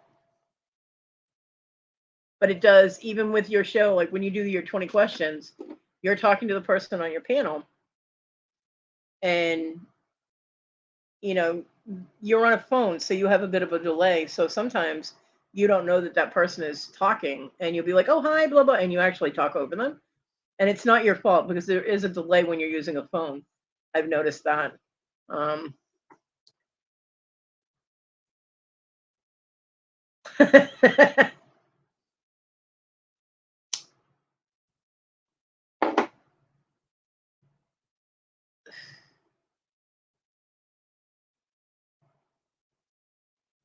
yeah, I get that, Rhonda, and it's always the channel owner's privilege of how that's run, and I get that. I mean, there's some people that want to acknowledge everyone, and it's says a lot good about that person that they want to acknowledge everyone that comes in. It says good things about them.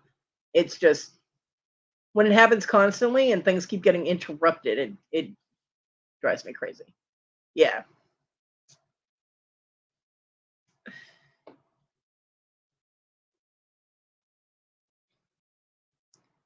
And like with paranormal show, Danny May, when you're talking to your guest and they're in the middle of a story and they take a breath and you're like, hi, blah blah blah.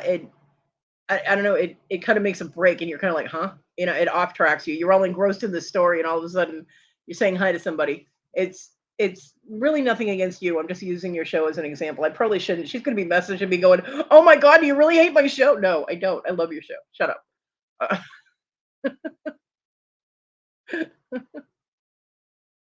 yeah, and people get pissed off about that too, Rhonda, because you know, you have so many friends on YouTube, and some of them are really needy.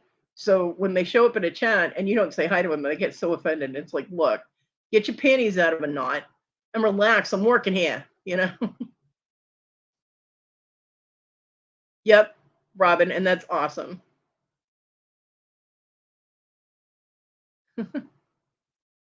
Yep, blanket hellos, blanket hellos. Hi, Paul. Bye, Paul. See, I know. This is what happens when you use someone's show as an example. But you should be glad that that show was one of the ones that popped in my head first. See, I love the paranormal chats. So shut up.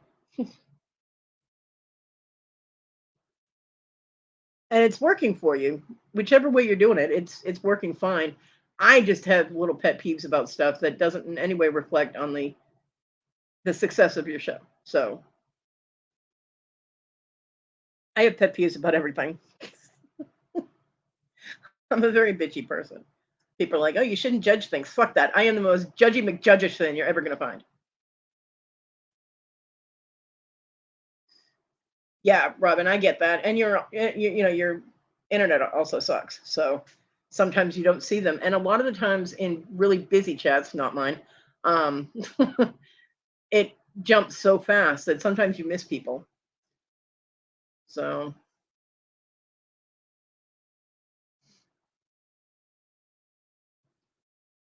but it does make me feel good. And I understand why people want to be said hello to because it makes you feel good. When I see, Robin put in the Kodi and the purple and black heart, I'm like, ah, it makes my heart happy. Gibble. Oh, I hope your irrigation heads work. It sucks when the heads won't squirt. And good morning. Yeah, I agree, Danny mate. I told you months ago you needed a Wi-Fi. The next time you guys find a campground to stay in, make sure you check how the Wi-Fi is first before committing to stay there. Because that Wi-Fi there sucks ass. And not in a good way. Yeah, blanket hello.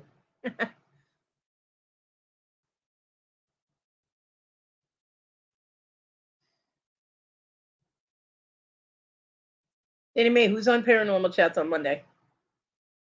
I'm curious. I could ask you privately, but I don't feel like it. So just tell me. I want to know. I want to know.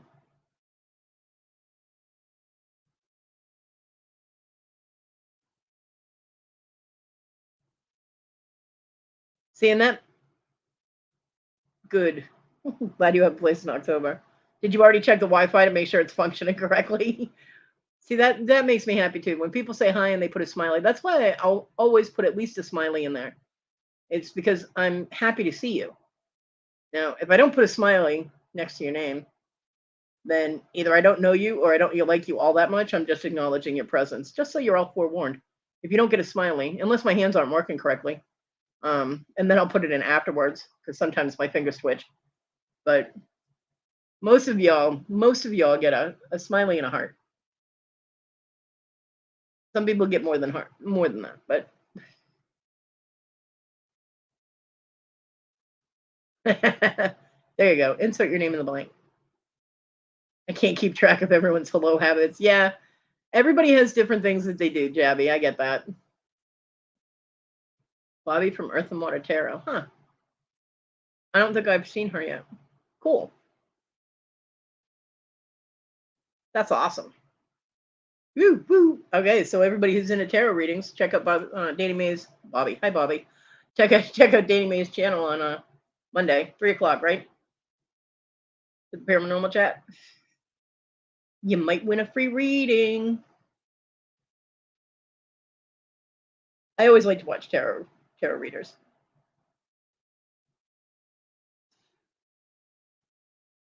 Because you can always tell the people that take things directly from the book, like they've memorized the cards, so they know what each one means. So they just give you the regular definition, and the ones that actually tap into intuitive powers and go a little bit beyond that. And I like watching them. 3 p.m. Eastern. Yep. Paranormal chat on Danny Mae's channel, which she probably has not scheduled yet because girl's lazy. But yeah, 3 p.m. Eastern on Danny Mae's channel. Check out her paranormal chat for tarot readings.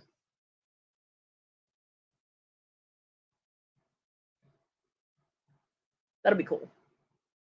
Tarot readings are fun.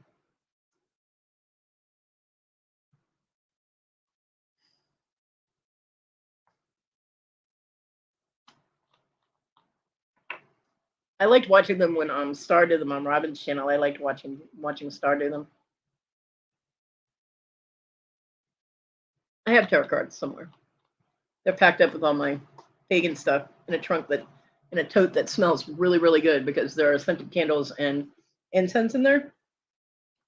So basically, it smells like a candle shop in that trunk. Every time I open it, I'm like, huh. Of course, I haven't been able to open them for a while. Bye, Paul. Have a great day.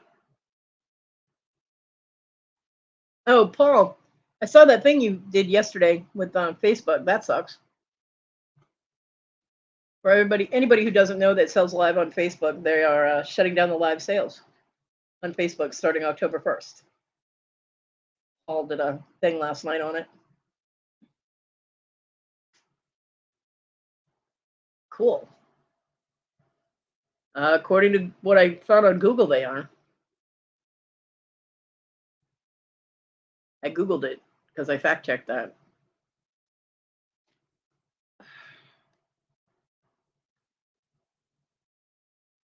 It's only the live shopping tab. It said live events, live shopping events.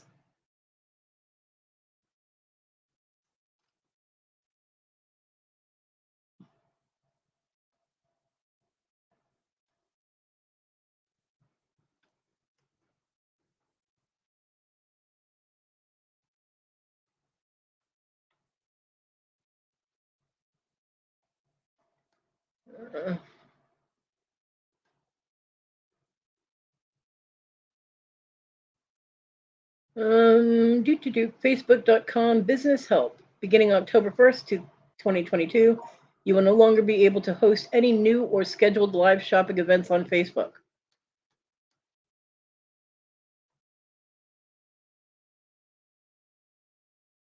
Let's see. And this is on the Facebook site itself. You'll still be able to use Facebook to broadcast live events, but you won't be able to create product playlists or tag products in your Facebook Live videos.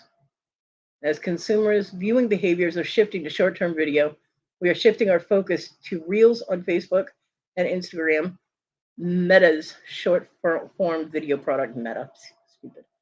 If you want to reach and engage people through video, try experimenting with Reels and Reel ads on Facebook and Instagram, which will probably cost you money. If you have a shop with checkout and want to host live shopping events on Instagram, you can set up live shopping on Instagram. So yeah, they are stopping live shopping events. That's on the Facebook site itself. Yeah, shopping event, live shopping events, like sales.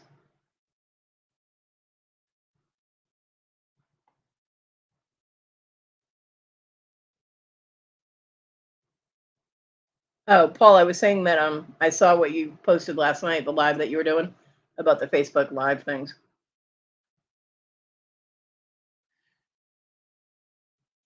Shopping events. Oh, it's a specific tab you click on. Okay. Well, yeah, you can still go live, but they're not letting you sell. I don't know. I don't sell on Facebook anyway. The little dance routines on the short videos are so damn annoying. Oh, okay. I got you, Rhonda. I got you. It's the way they worded it.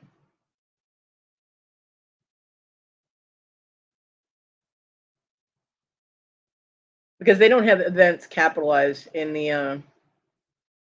the description. It's live is capitalized, shopping is capitalized, but events is not. So I thought that meant event like a live shopping sale, like an auction. I got you. She's always going to argue with me. It's old book. Well, YouTube will be shutting down an awful lot of channels if they try to follow in suit with that. Bye, Paul.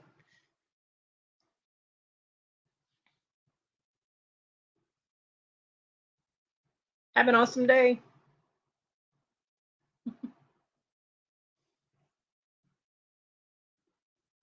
Well, for anybody that uses that live shopping tab, you won't be able to do that after October 1st. There you go.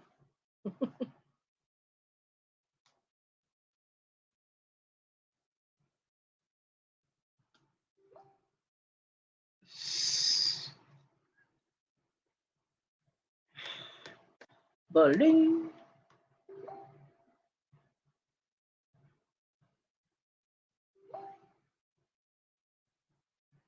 I got you. Yeah, I would imagine so. No worries, honey. No worries. Always be yourself, Rhonda. Always be yourself. You're the only one of you we have. Yes, Dibble, you're not even on Facebook. Shut up. Dibble doesn't even have Facebook. Yeah. Yeah.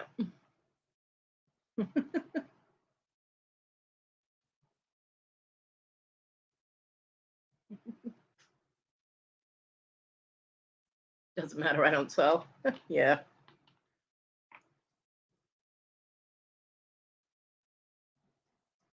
Well, my next thing, after saying what I did before, Rhonda jumped my ass about it, was to research it yourself, to look into it, because I do not sell on Facebook. I don't do lives on Facebook. So always fact check shit that you hear. And so yeah, that was that was my next statement, because I was in Just Sandy's auction last night when I saw that, and I let them know, but I did tell them because there was somebody on there that was going to be doing it and selling on Facebook. So I was like, look, research it, look into it. Don't just take what I'm saying, because I'm getting it secondhand too. I hadn't researched it yet. I had just popped onto the Google thing and read the top thing. Good morning, Darlene. Yes. It's too hot to do anything.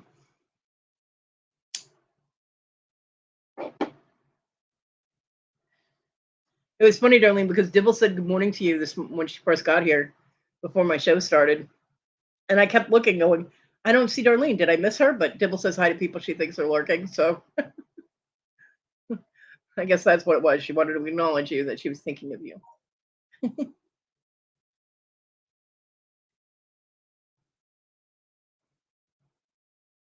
Yeah, whenever you hear something like that, always check into it, especially if it's something that concerns your business or um, something that you do or are thinking of doing. Always double check and research into it to get the actual facts story.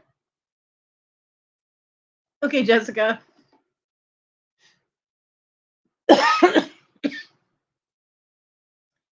um, Hi, Miss Joni.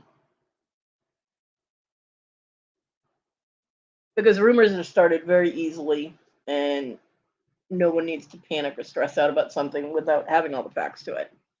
So, hell, half the time I fact check myself. So I'm like, wait, is that right? Yeah.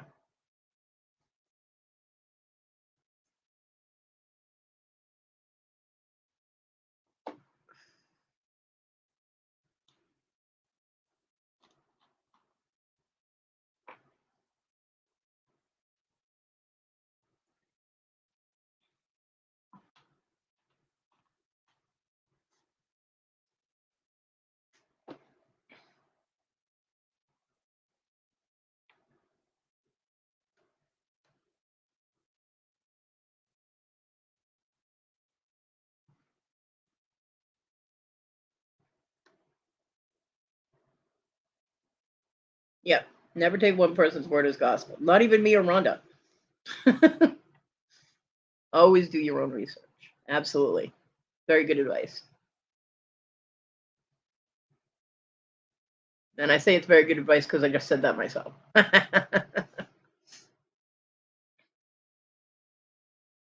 Morning, Lori.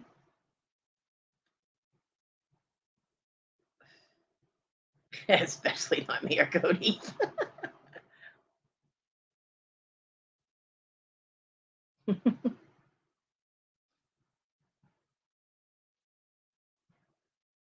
Although I always say, usually, Ron and I do research before we say anything to anybody. Um, although like, I didn't deep dive that one. I just Googled it and saw the first excerpt that was up on top of Google, which I know Google is fallible, but Rhonda went in deeper into it. So this is why we love having Rhonda around. One of many reasons. I'm still going to argue about the Canadian geese, though.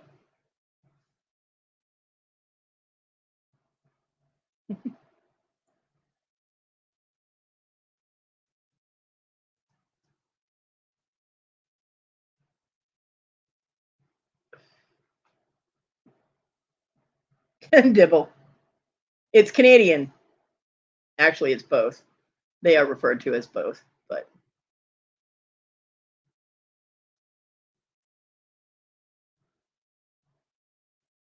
yeah, Danny Mae, you're looking way too far into that. Just if you say hi to them and they say hi, you're done. It's good. Shut up, TG. It's Welsh goose.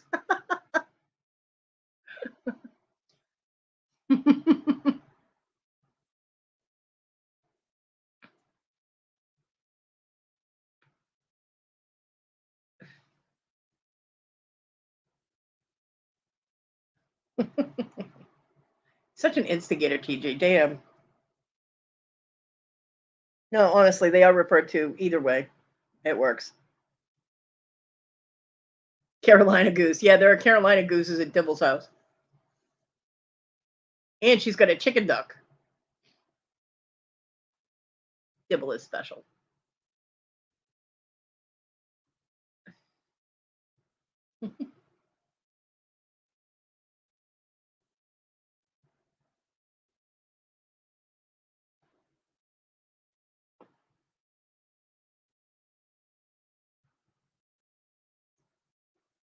You have a New Yorker goose outside?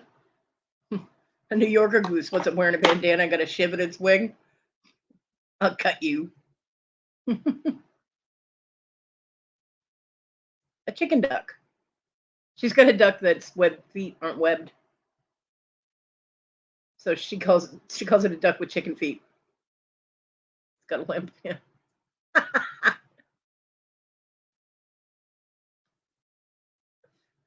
Rhonda's duck walks around going, "How you doing?"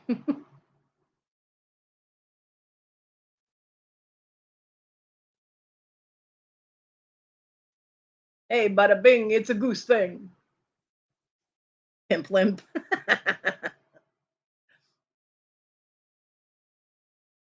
Right? Love your idea of what a New Yorker looks like. Yeah, well, I've been through New York. And I'm a asshole, so it's just natural we do that.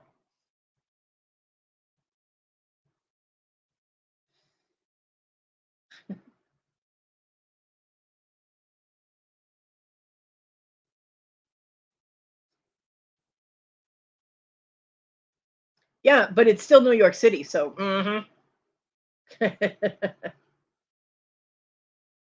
well, if I was thinking like, the other way, it'd be carrying a briefcase and running people over to get to where it's going. So, yeah. These also apply to Boston, so it could go either way.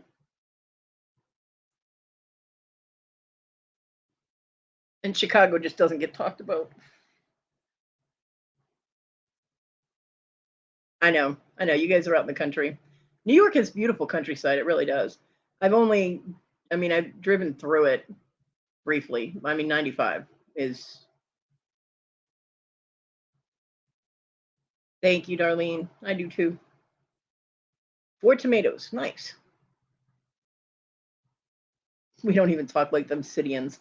Yeah, I've noticed with your coffee.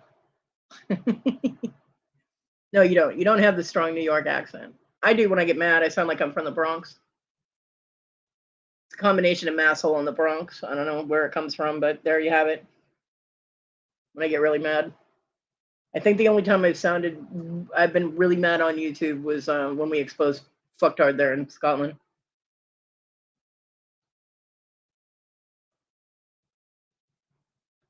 God, I was pissed that day. I could finally release it all, Yeah. Mm, felt so much better afterwards. Huggy Bear from Starsky and Hutch.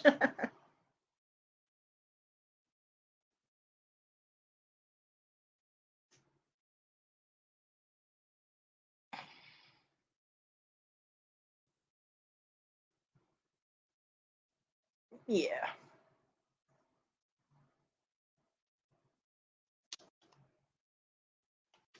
I'll tell you, Connecticut is a whole different world. At least it was when I was a kid. I went there when I stayed in Connecticut for the summer with friends of mine and his family when I was 13, 14, 14. Um, and yeah, so bougie. Oh my God, Connecticut is so bougie. And the people I stayed with were too. And I was just like, oh my God, get me out of here. Yeah, it was frightening. Culture shock, big time. It was culture shock when I went from Massachusetts to South Carolina. I still haven't recovered. So not commenting on that, Rhonda, you're leaving it way too easy. Yeah. Yeah. Geographically, places are. I do know I kind of lost IQ points when I moved to South Carolina.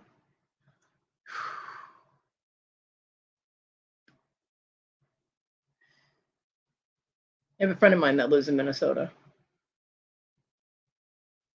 Rochester, Minnesota. I had to think of where it was. Friend from high school moved up there. Okay, Rhonda. Podunk. Yeah.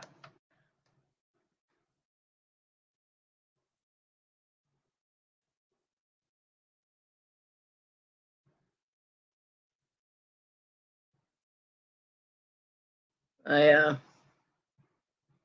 and I'll tell you, it's even more culture shock when you do loss prevention for Walmart and you walk around Walmart for like 9 hours every day. The things I have seen, I can never unsee. Let's just put it that way. Whew. Frightening.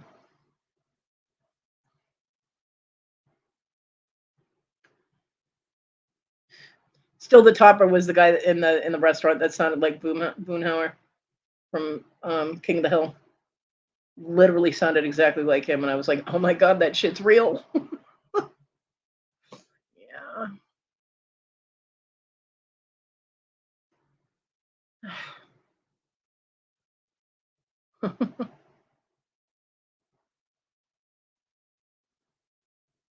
Yep, he did. We were in a Chinese restaurant. We had never been in that Chinese restaurant before. It was a buffet, and we had never been there before. And it was me, John, and the two kids. The kids were like, I don't know, 7 and 8, 8 and 9 years old, something like that. My son and my daughter.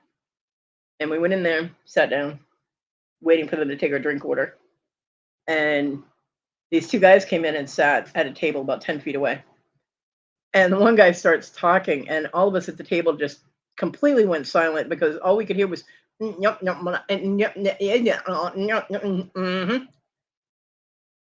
And the other guy answered him in a perfectly normal voice. He's like, "Yeah, I get that, but I don't understand why." Da, da, da." And I'm like, I looked at John, and John went, "Oh no." I'm like, right? The kids fell out laughing. They were like, "Mom, he sounds like Boomhauer." I'm like, "Oh no." They would not stop laughing, which of course got me and John laughing because they're little kids, and when they giggle, it's funny, right? So I was like, "We have to go. We have to go right now." So yeah, we had to leave the restaurant. We could not stay there. Um, I just couldn't. Yeah. Oh no, Lori, really? When we first got down here, I had to say that to them because their accents were so thick here that sometimes I didn't understand them, and everyone here thought I was from New York. Anytime I open my mouth, they're like, "Oh, what part of New York are you from?" And I'm like, "What?" I'm like, "I'm not from New York. Why would you think I was from New York?" "Well, you sound like you're from New York." I'm like, "Do I?" Because I'm not. Mm. And when I first got here, I had a job at Kmart doing straightening at night, which means we have to clean up after all the pigs that have wrecked the store. Yay! And the one stock guy, hillbilly, complete hillbilly, and he admitted it. Welcome back, Danny May. And he was proud of it. I'm like, okay. He kept following me around trying to get me to say beer. And I'm like, will you go away? He goes, just say it. I want to hear you say it. I'm like, beer. He goes, no, you have to say it the right way. I'm like, okay, hillbilly. I am saying it the right way. It's called articulation. He would not leave me alone until I said beer. Because, of course, that's how people from Boston say it, right? Beer. Like, right. Because nobody can enunciate correctly in Boston. What the fuck? Yeah. They laugh at the way you say bagel. I don't have to worry about that. I don't like bagels, so I never say it.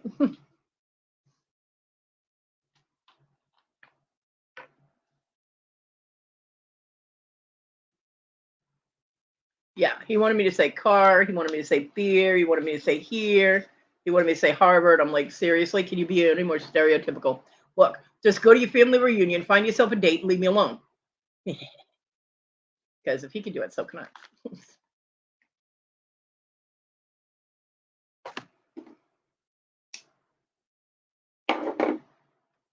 He's like, oh, come on. I was like, all right, look, take the car, go to Harvard Yard, get yourself some beer, and shut the fuck up. And he finally left me alone.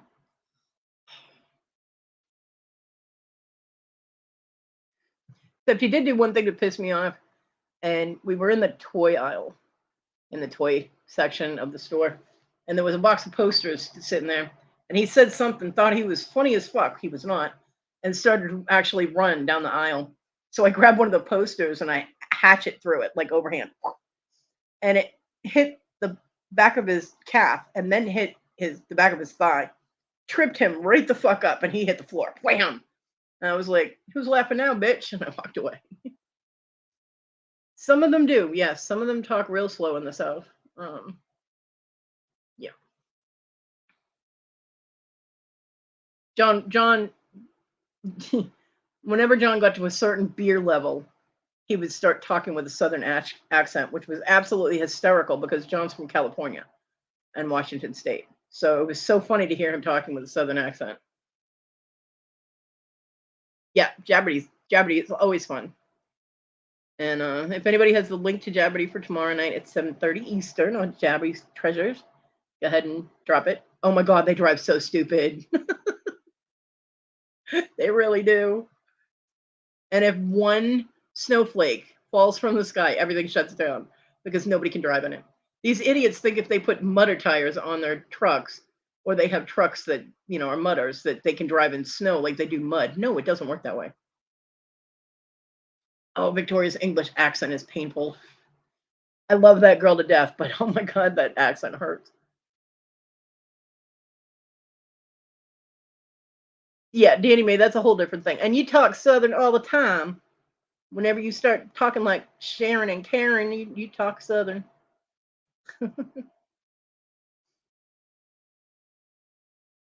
I know Chris is on, the reigning champion, and Nikki is on, and I don't know who else. The one I'm looking forward to is the one with Tania and Robin and Rhonda. That is going to be funny. I love Southern. Yeah, and Victoria definitely cannot do an Australian accent either. You tried to talk Southern, it just sounds dumb. Teresa. Oh, JJ's wife. Yeah, I got you. That would be fun. Now that Susanna has set down the rules for Jabby's Jabberdy, where there's no cheating allowed. That was so funny. Jabby is like, well, now that Susanna is telling me how to do my show. Oh, that was funny. Yeah, that'll be fun.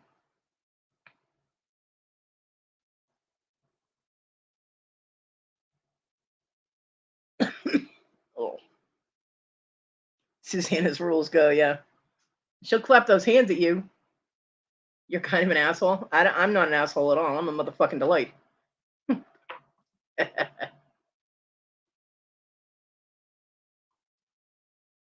I'm a bitchy bear witch. That's what I am.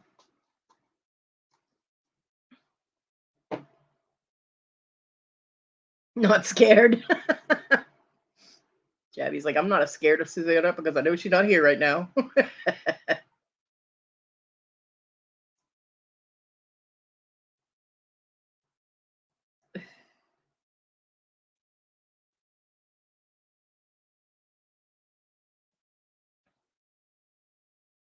I need to make me a ring that it says bitch on one side and witch on the other. So depending on which way I'm feeling, will depend on which side people see.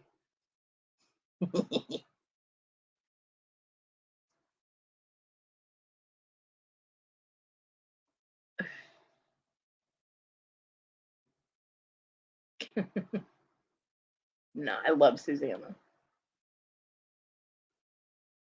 TG. Don't instigate TG. I know you're not Jabby. I'm just giving you a hard time. That was really funny though.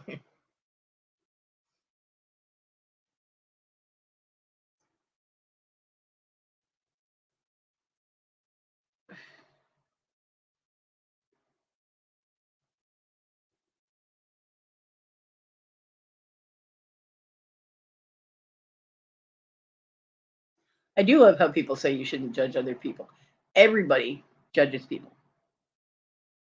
Because judging someone isn't necessarily judging them badly, but when you meet somebody, you judge them. I mean, their personality, their persona, how their energy relates to yours. You have to judge somebody to be able to know if you'd be able to be friends with them.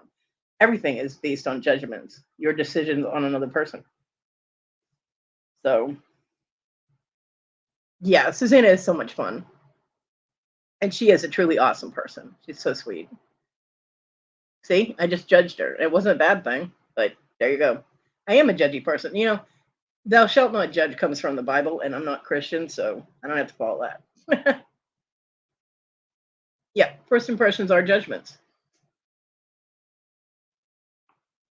It's what helps you to know how to relate to somebody else. So I get it that you shouldn't take it too far, but like I can see someone walking down the street and be like, oh, crackhead. And 9 times out of 10, I am correct. You know what I mean? It's me being judgy, but it's also me seeing ob- my observations of how that person acts, whether they're a crackhead or a meth head. If they're twitchy as fuck, they're a meth head. Um, yeah, I feel no guilt over judging people. And I don't blankly forgive people for things. People are like, you have to lighten your soul and give forgiveness. No, the fuck I don't. My soul is just fine. Thank you very much. So are all the ones I keep stored in the drawer. I have a special box for them. I have lots of freckles. They say redheads, for every freckle they have stolen a soul. It's a big box. Yeah. Oh, I judge myself all the time. So I'm like, okay, you're being a lazy fuck today. You need to get off your ass.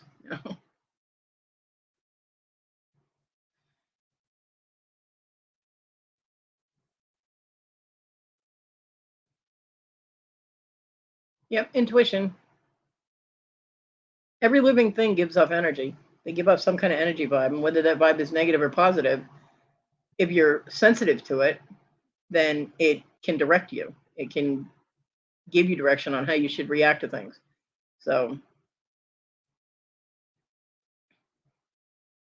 yep. Although I think some people take that a little far. They judge on appearance, like what someone's wearing or their situation, whether they're homeless. I know a lot of people will walk way around someone who's homeless. It's not contagious, people. Leave it alone. Welcome back, Rhonda. Um, I've dealt with a lot of homeless people when I was homeless, and I could tell the people that were homeless because of unfortunate situations, and the people who were homeless because of an addiction problem or whatever. And that depended. Like, if I had a kid, not I wasn't homeless at the time. It was when I was here in South Carolina. My son and I went to the store, and while I was paying for the stuff, my son took things out to the car. And when I got out to the car, there was a kid that had been sitting in front of the liquor store, just sitting there. Um, he was over talking to my son. And I mean, my son was like 17 and he was big. So I wasn't really concerned for his safety, but I was like, what is going on here? So I get out to the car and the kid is asking my son for money. And I turned around and I looked at him. I said, you've been sitting in front of this liquor store for how long? And you really want us to think that you need money for the bus. Bus stop is on the other side of the shopping plaza. If you need money for the bus, your ass needs to be over there. What you want is money for the liquor store. I was like, and I'll tell you right now, the guy in there is not going to sell to you, and I'm not going to get it for you. And my son's too young, so you need to get the fuck away from my kid and get the fuck away from my car, and go sit the fuck back down and wait for an actual sucker to come along, because it's not happening here. And he ran. He ran back to the liquor store, and my son was like, "Damn, mom, you're mean." I was like, "Damn right, I don't like sponges, and I don't like liars." So, but at the same time, when I was in Massachusetts, when I was looking for my apartment in Mole, I stopped and asked these two guys that were sitting on the doorstep. They were both homeless. I stopped and asked them for directions, and they were very sweet. And they told me where the real estate office was that I was looking for.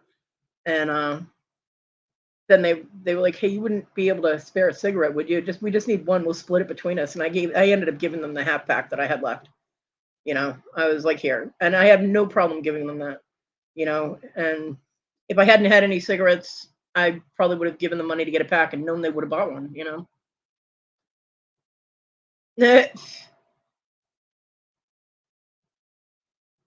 Well, Rhonda, either you're afraid of offending somebody or I don't know, but you can always send it to me in a message.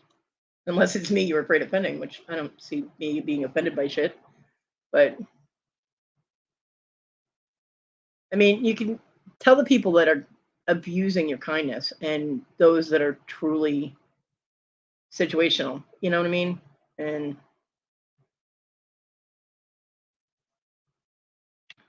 what pisses me off is that there are so many veterans that are homeless. That really pisses me off. Our country should be taking care of our veterans. There it is.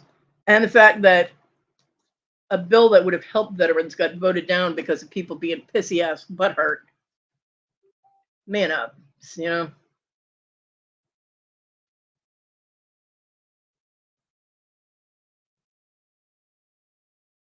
Oh, okay, I get you. Yeah.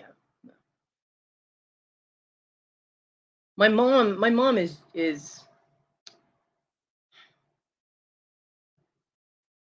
well, I don't know if she still is. I know when I was younger, my mom used to be afraid of black people. I'm gonna state it just point blank. My mom was afraid of black people. My mom grew up, well, she was poor when she grew up, but then they had money, and she was in a very rich area of Massachusetts, and had a really weird view on anybody who wasn't white. So she wasn't necessarily full out, I hate black people, racist type of thing. She just thought they were dangerous, I guess, because of so many negative things that were in the news, or negative things that other people told her. So when I was a kid, when I was little, if we were at the mall or whatever, or like when we went um, to the parades and things in the town that she next to that she grew up, which was also a very rich town, if there were black people standing there, she would actually go way around them or across the street. And I never understood that when I was a kid. I never understood why we had to cross the street, walk down 10 feet, and then cross back again. I'm like, what are we doing? You know, and I didn't realize it until, I was older. And I was like, Mom, you're weird. you know?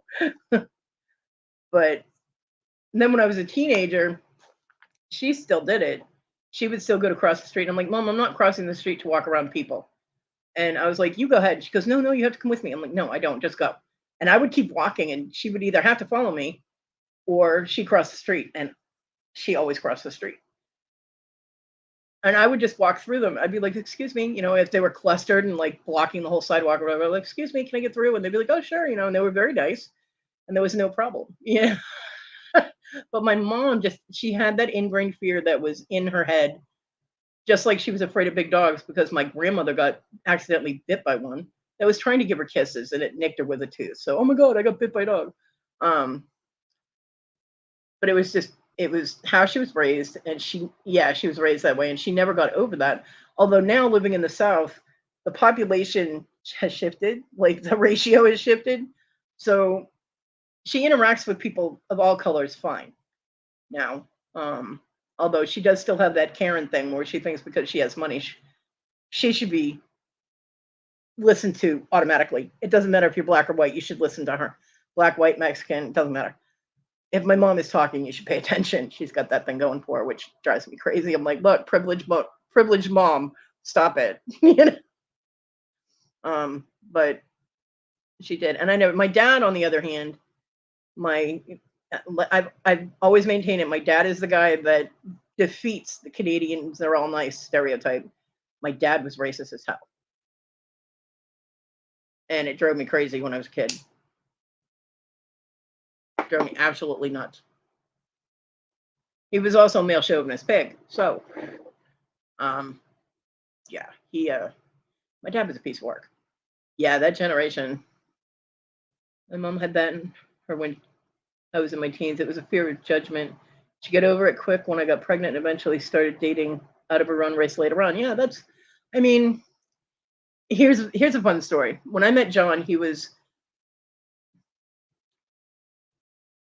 not outwardly mean racist, but he didn't believe that races should mix. One of the first questions he asked me is if I had ever dated a black guy or someone that was not white. In Massachusetts, we had so many different races, but he asked, and I was like, why would you ask me that? He goes, because I can't date you if you have. And I'm like, well, you know what? That question itself offends me because it shouldn't matter who I've dated or what, but you can go now, you know? And so he decided to skip that question, but it was about 8 years later. He was working with a girl who was, she was black, funny as hell. She was such a sweetheart. And he actually asked her out on a date. And I was like, my, how the mighty have fallen. And his wife, Issa, is half Panamanian. So there you go. Yeah. The man who started off saying, "I can't date you if you've ever touched a black guy or anybody from another race," ended up with someone from mixed race.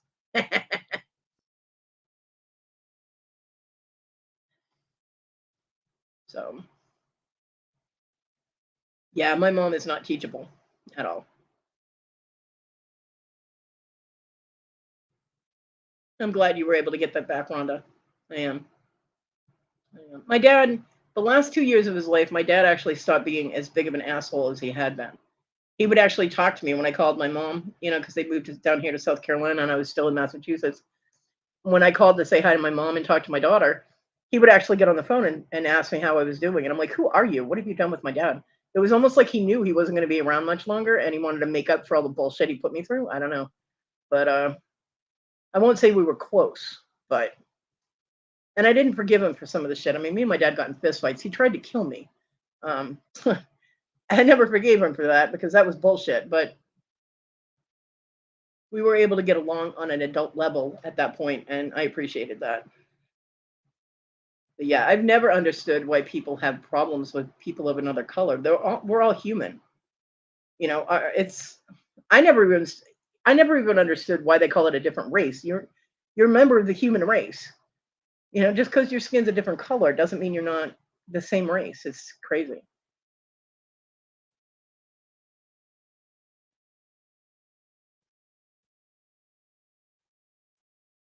Yeah, dating me, it sucks when you have time wasted like that. It really does because you can never get it back. I mean, you can create something new. You can reconnect and create a new connection, but there's no getting that time back. So, but yeah, I remember. I mean, as far as I'm concerned, when you're with somebody, your souls are connecting. It has nothing to do with skin color. But I also don't understand why there's pride in a skin color. It's not like you achieved anything. You were just born. Congratulations for surviving. You know what I mean? Be proud of the things you've achieved, not just things that you were born with. That's true. That's true, Rhonda. Rebellious teens. All parents suck when you're a teenager.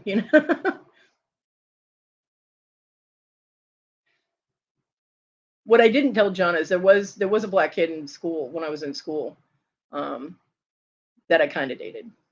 Didn't go too far. He was a good kisser though. He was cute.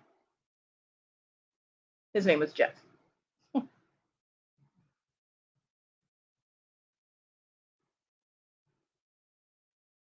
Yeah, I think a lot of the times parents have an ideal of how they want their kid to be, and when the kid does not do doesn't fall in line with that plan, they get mad. And it's like you shouldn't be mad because your kid is their own person, you know.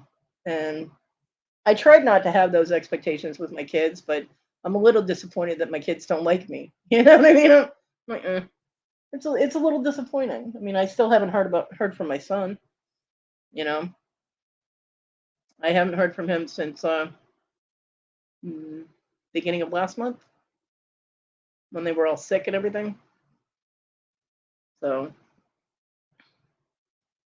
I do know that he called my mom on well, no, that's not true. July 26th, I heard from him because I wished him happy birthday, and he messaged me back with thank you. And I know that he called my mom on her birthday and wished her happy birthday, which was shocking because usually he forgets. Nah. Well, Rhonda, you're still the golden child where we're concerned. Yeah, every once in a while, pearls of wisdom fall out of my mouth. No pearl jokes. Shut up, all of you. I know you and your twisted little minds because I have one too. And that was the first place my mind went, and I'm the one who said it. Bye, Darlene. Have a great day. We will see you at the marathon. Golden showers don't count, TG. Yep, I said it.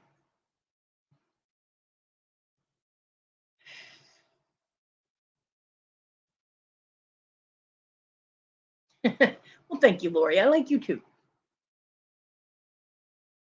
That's my teeth. Yeah, they fall out in chunks. It's fun.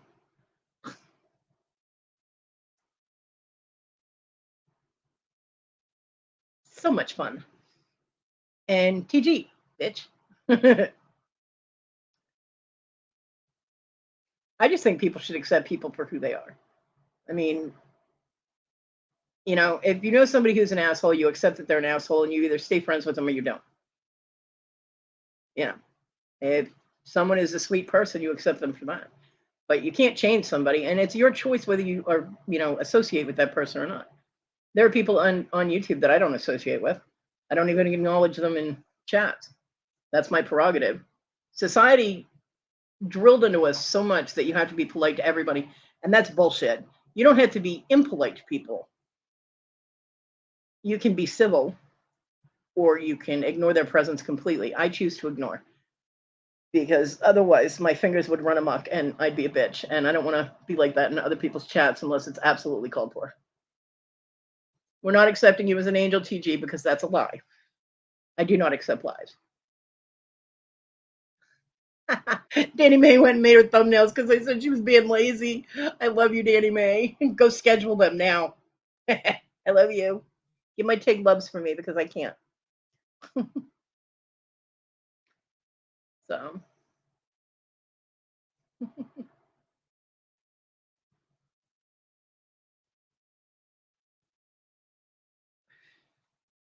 I've always been that person when people are like, well, you should be nice to that person, or you should be polite, or you should. Why? You made them last night. Sure you did. There's no way to prove that. Why? Why should I say hi to somebody that if I were in person, I wouldn't even acknowledge? And I've done that too. Well, I used to hang out, and I used to party, and I used to, hang with the CBers and Lowell. We'd all be in one place, and there were people there that I didn't like, and I wouldn't hang out with those people. I'd be in my own little group or wandering around talking to the people I wanted to talk to, but I wouldn't talk to the people that I didn't want to talk to.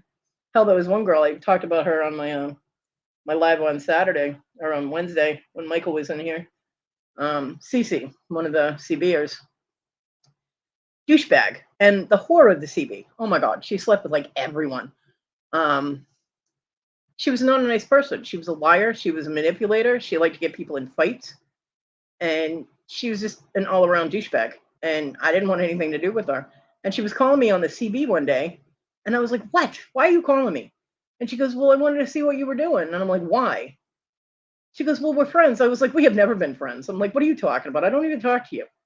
I was like, "There's absolutely no reason for you to be calling me on the CB. Don't do that again." And I put the CB down and put the mic down. I walked away. And then when I got on Facebook, all of a sudden I'm getting friend requests from her, and I kept denying them, and she kept sending them. I finally messaged one of our mutual friends. I said, "Look, could you please tell her to stop sending me friend requests? I was not friends with her in Massachusetts. I am not going to be friends with her when I moved away. Tell her to go away. Leave me alone." I'm like, yep, I do too. Own your shit.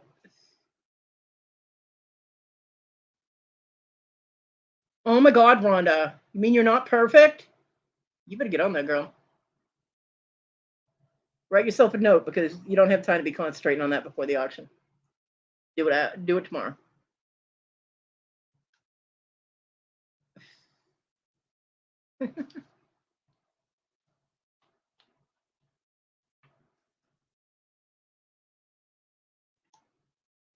Yeah, I've always said that too, Lori. If I fuck up, I own it.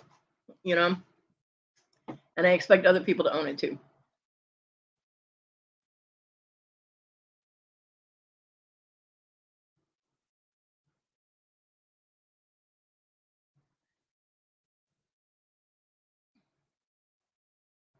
But I don't feel that you should automatically have to be civil. Now, I say that, but it comes out as if I'm saying you have to be uncivil to someone, and that's not what I'm saying. When I say that I don't have to be civil, it just means that I don't have to acknowledge them. They just don't exist. Although I will admit that there are a couple of people that come into chats and I'm like, ugh, well, that just ruined my day. Because I know the shit that comes out of their mouth is going to be so annoying, or shit that comes out of their fingers. Everything they type is going to be so annoying. It just irritates the crap out of me, and I don't like to be irritated. So, oh yeah, I've made a ton of mistakes. We all do. Nobody's perfect. Not even Rhonda. Perfect example right there. She forgot to make thumbnails. But I think that some things we're raised that we have to do or how we have to be. And I rebel against that because it's hello, you're not the boss of me. Why are you telling me what I should think or feel or how I should act? I mean, I'm common sense, which should be a superpower at this point because so many people do not have it. Common sense should tell you how to behave around other people. You know, um, this falls short with a lot of people. They just don't get it, and I don't. It's incomprehensible to me that they don't know how to behave. Um, I mean, general rule of thumb: be nice to people until they deserve. They earn your ire. You know. Yep, you aren't the boss of me. It's one of my favorites too. I actually texted that. I messaged Victoria with that one day because there were like three new people that came into her chat that she had met in other chats. And she was like, everybody go sub to them. And I don't automatically sub to people. I'll check out their channel. And if I decide it's content that I might want to watch, I'll sub to them. But I don't auto sub because somebody else told me to. So I messaged her. I was like, you can't tell me what to do. You're not the boss of me. To which she laughed, did not repeat it, and just carried on. Which is fine. Because I only did it to make her laugh. Good for you, Rhonda. That's right. Add those extras later. But I mean, I was the kid that if things were trendy in school, I rebelled and absolutely would not get it. Like if certain shoes where everybody wanted the certain shoes, I would not. I'd be like, no, I'm good. Um, that's a them problem. Yeah, I do. Not my circus, not my monkeys, which is why I thought it was so funny when Susanna used that as a title for her show that she was doing, or not my circus, not my clowns. Yeah, I always hated trends. Anything that was now I have like with my jewelry and stuff, I have to actually watch the trends, see what sells. But for me personally, it was like, I'm not doing that because it's too popular, and I don't like jumping on bandwagons. It's too cultish to me. Like everybody has to do it. Nah, fuck that. You know. So always been like that.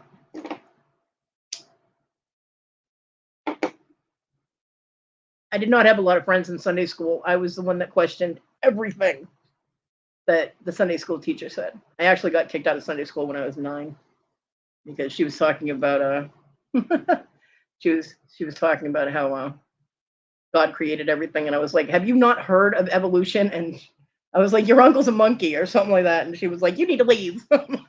Yeah, I got kicked out of Sunday school. I told my parents I couldn't go back. My dad was thrilled because he didn't want to go to church anyway, so he got to stay home with me. I found out why later on that my dad didn't want to go to church. It's because he was raised Jewish. My dad was actually Jewish. He Christianized his name when he became an American citizen. So it went from Jacob Carroll to um, John Charles. I found his paperwork when I was I don't know, like 16 or 17. I'm like, that explains why he never wanted to go to church. Yeah.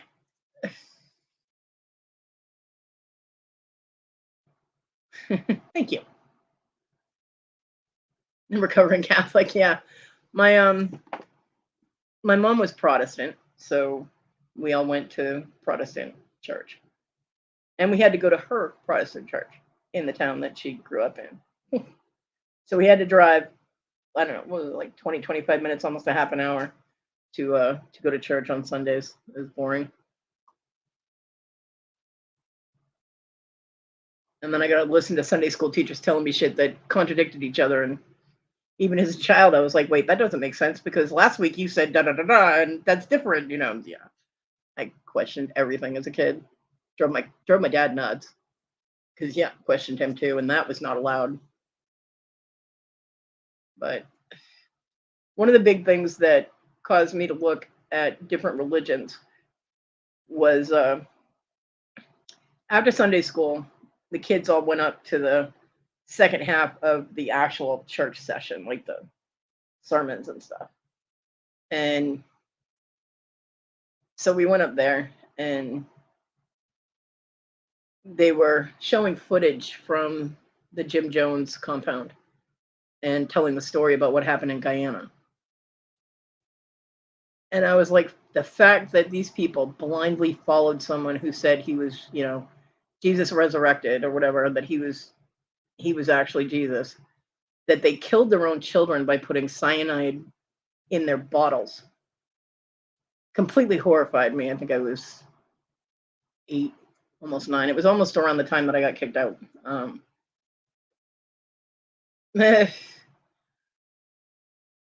The fact that people could so blindly follow somebody terrified me. Absolutely. Yeah. Don't drink the Kool-Aid. Absolutely terrified me. And as I'm sitting there watching this, and the minister is talking about, blindly following somebody in cults and things like that, I was looking around at all these people who get dressed up every Sunday and come to church and listen to the man, and I'm like, oh my God, same thing. I'm like, my child brain connected the two things like that, and I was like, I want to go home, and I want to go home now, and I don't want to come back. Yeah, and I started looking into alternate religions quietly, because my mom still thinks me being a pagan is a phase, and I've been pagan since I was about 13. So, yeah, she still thinks it's a phase, but I'll get over it. Yeah, I don't think I will. My journey started with Wicca because that was the most common one to find information on, and I branched out from there. And now I'm technically what's called an eclectic pagan. It's just a gathering of different things from different paths that I create my own path. I call it potpourri pagan. I throw everything in a bowl and it smells really good.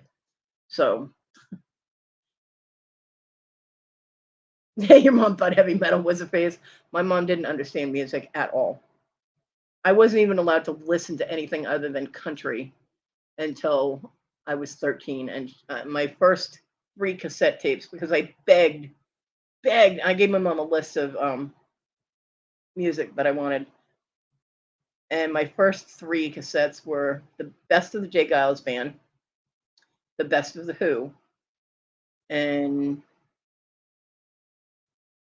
oh my God, I can't remember the other one. Which is ironic because I threw horse shit on J. Giles when I was 13. Right? Thanks, Columbia's. So, but yeah, it was country and Elvis. That was it in my house. I do love Elvis though, and I like old country. But and I love Shania Twain, just because she's sassy. I don't listen to music a lot. I don't. I used to listen to music when I'd be in my car, but I don't listen to it at home. If I have sound on in the background when I'm doing something, it's always a TV show or a movie, because I'll stream stuff on Amazon Prime, and I'll be doing whatever, and I'll have that in the background, whether I'm creating something or whatever. I used to put in Lord of the Rings because those movies are so long that when I was beating, I could get a lot done before I had to get up and change the DVD.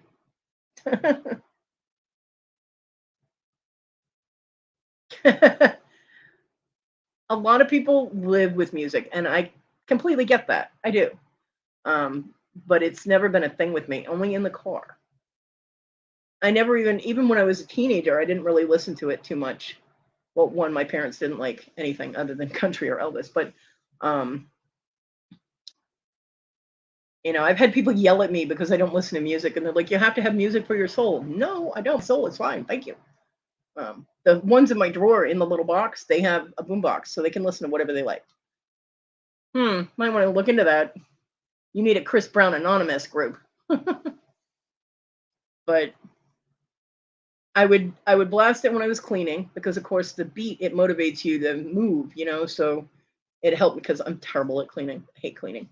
But in my car, I sang to it like nobody was listening. I didn't care if they were.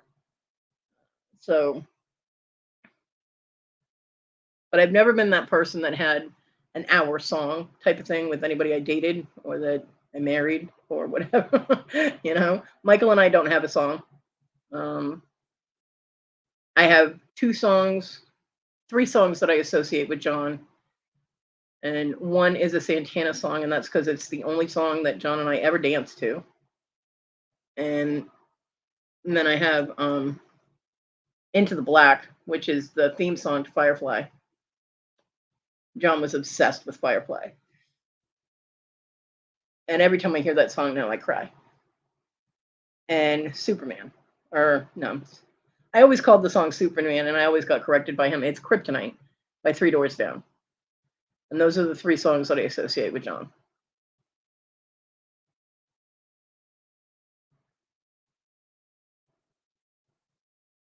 Ozzy rocks. I love Ozzy.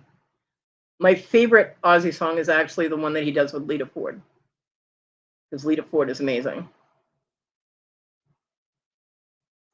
Close your eyes.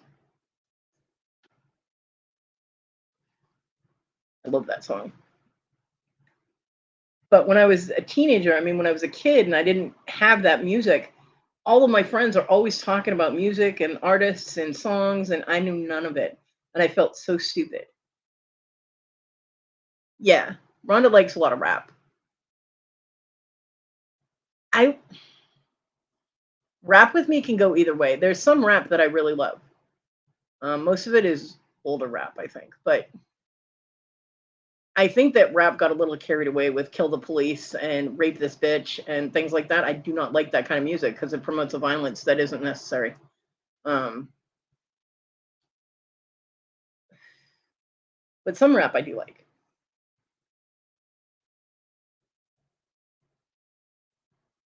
We used to hide Issa's rap music. Yeah, hip hop. I don't mind hip hop.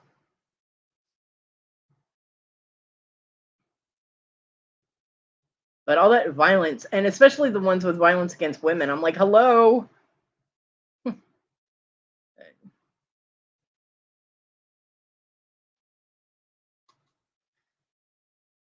Ooh, go answer it.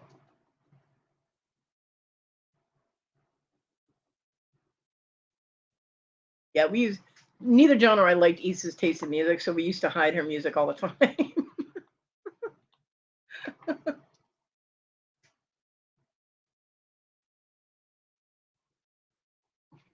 It's probably someone with another package to add to your pile.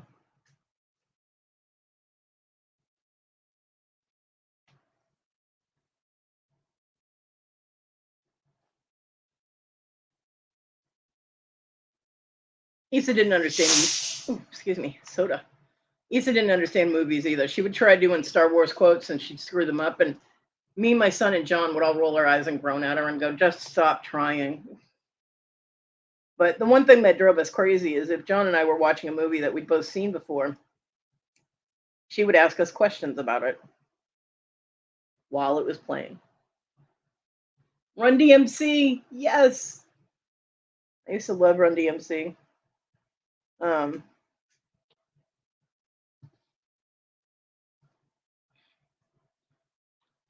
We'd be sitting there watching the movie. She goes, what does that mean? What are they doing that? What's that for? And I'm like, oh my God, shut up.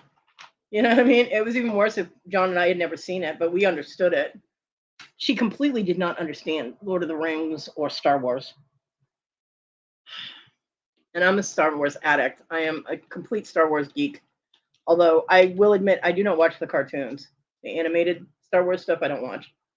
But I've read the books, and because my son and I, when my son was in foster care, I wanted to keep our communications going because I didn't get to see him as often as I would have liked. So, yep, Beastie Boys. So I started buying the Star Wars books, and I would read it because, I can read 400-page book in a day. I would read it, and then next time I went to see him, I would bring it for him to read. And, yep, Timothy's on. And then, he would call me and we'd talk about it, or we'd talk about it next time I went to visit him. So my son and I read all the Star Wars books up to when Jason. The true Disney fucked everything up. But the true Star Wars stories, um, where Han and Leia had the twins, we read all the way up through that. Um, and it was nice. I mean, we would. My son loves to read, and it actually got him involved in Star Wars, and he wanted to see all the movies and all that. So um, we always had that connection. Now Disney fucked up the canon of Disney. Don't get me started. My son and I were in the movie theater to watch The Force Awakens. We were so excited about the new Star Wars movie and the new characters and all of that. And I'll tell you what, 9 out of 10 people in that theater that day, when Han Solo yelled out the name Ben to his son, everyone went, "What the fuck?" Literally out loud. Because Han Solo in canon did not have a son named Ben, Luke Skywalker did. So I do not know why they took a series that would have been amazing as movies and changed it. What the fuck? So yeah. I have to look at those movies. Yeah. Yep, I was too. That they just changed the way that it worked. Yeah, I was too. Um I have to look at those stories because the movies are epic with their special effects and the stories and everything. They are absolutely epic movies, but because Disney changed the character play and the characters in the movie, I have to look at that as if it's an alternate universe. Like if Disney went this way, or if Star Wars went in this direction instead of the direction it actually did. I have to look at it that way. Otherwise, I cannot watch the last three movies because it doesn't make any sense once if you follow the books and things. It does not make any sense. Um, you know, yeah, yeah. I was able to follow it. I had to sit and think about what was fuck was going on, but I was able to follow it. But it was just seemed wrong, because that's not how the story goes. And I'm like, you had those in those books. Those books were so well written from all the different authors that you went down a rabbit hole. Mm. Um, that they could have just followed along with the books, and the movies would have been amazing. But they didn't, and I don't understand that. I don't know what Abrams was thinking, and that bitch that was in charge of it, she kept changing shit, and they didn't follow almost. I mean, George Lucas was giving input and doing scenes and things for them, and they cut all that shit out. Like 60% of what George Lucas did in those movies, they destroyed. They got rid of. I'm like, you guys are stupid. Although one of the best things to come out of the last three movies was BB-8. I'm a BB-8 addict. I love BB-8. BB-8 and R2 are my droids.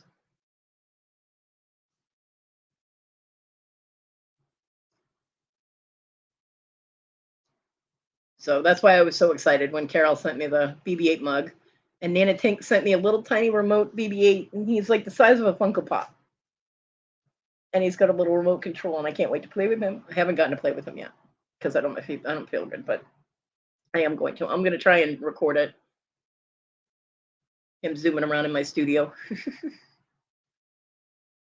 I can't do it in my room. I don't have any space for that, and cats. So no, they are not using BB-8 like a soccer ball. No, but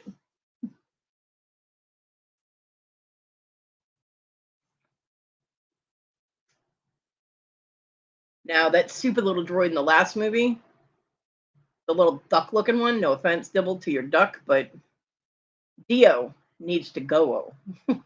That was the most annoying little droid.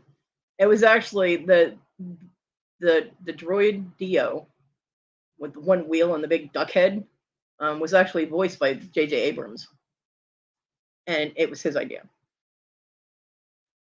So stop doing drugs, Abrams, and don't make droids. Yeah.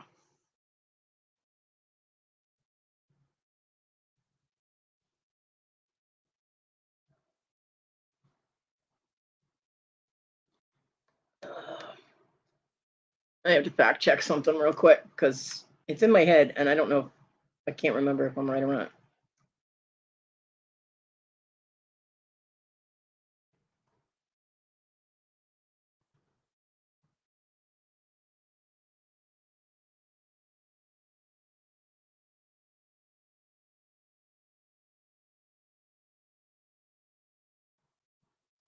It's not a good time. Let's see. I can't believe they have a Wikipedia. I think that's funny as hell. Like Wikipedia, but Wikipedia. Oh, come on. This website's going to be so slow to load.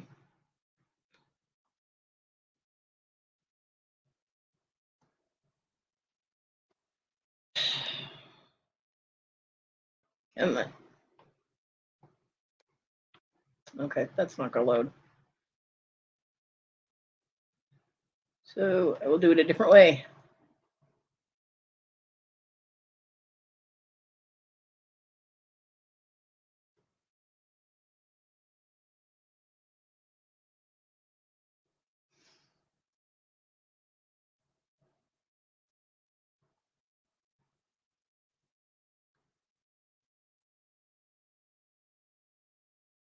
Yeah, wow.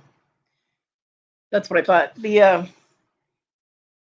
person who voiced Babu Frick, the little droid mechanic that messes with C-3PO's memory, her name is Shirley Henderson. She's also the Moaning Myrtle from Harry Potter. That's what I thought. I knew there was a Harry Potter connection. I had to double check to see which one it was.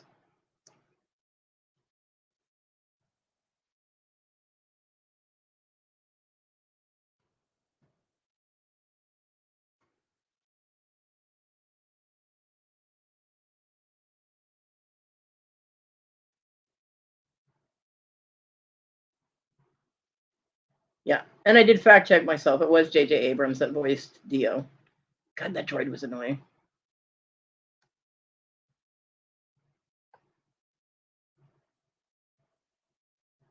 Okay, Dibble. Have a good nap. Yeah, friends don't let friends make dumb droids. Exactly. Huh, nice. Oh, so there's not going to be any gaming background noise during the auction. Sometimes he gets really loud, and it's not you overpowering everybody on the panel, it's him. I'm like, hi, Liam. Liam has no filter. It's great.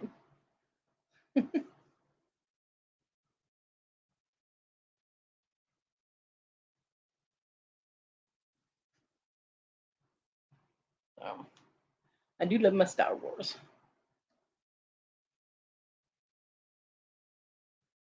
My son also got mad because Issa jumped on the Pokemon Go catch Pokemons or whatever, and started talking like she had been doing it for years, and she had never even bothered with Pokemon. And my son's been collecting Pokemon stuff since he was like 6, so he considers himself old school Pokemon. And so whenever she was talking about, he goes, I hate how people think they know what they're talking about and they think that they're old school and they're not. And he'd walk out of the room. I'm like, oh, boy, you have issues. It's just Pokemon.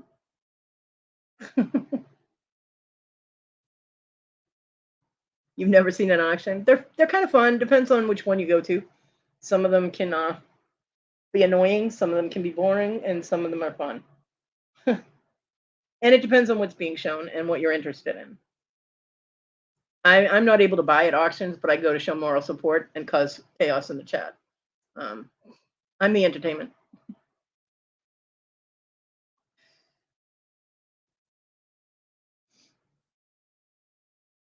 A lot of it's you went to your first TikTok on Thursday. Yeah, I don't do TikTok. There are a lot of factors in what is successful in an auction and what is considered sexual. Oh no. And what is considered successful from a seller point of view and a viewer point of view. Because for a seller point of view, it's successful if they make money. For a buyer point of view, it's successful if they find things that they like at a reasonable price and if it's entertaining. Because if you're sitting there super bored, it's no good, you know.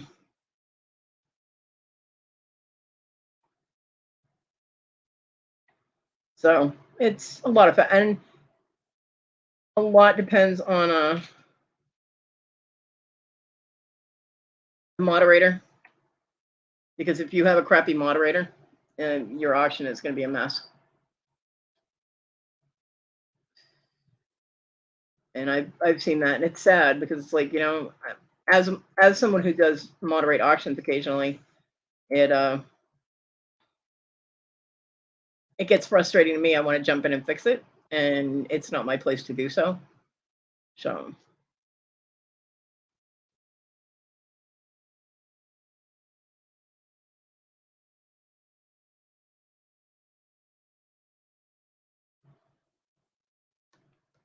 so yeah, there are a lot of different factors in it.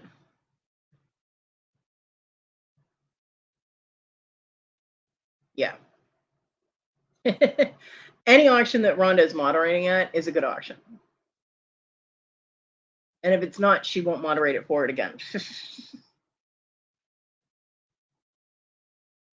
Yeah, you can definitely trust Rhonda in which auctions are fun to go to.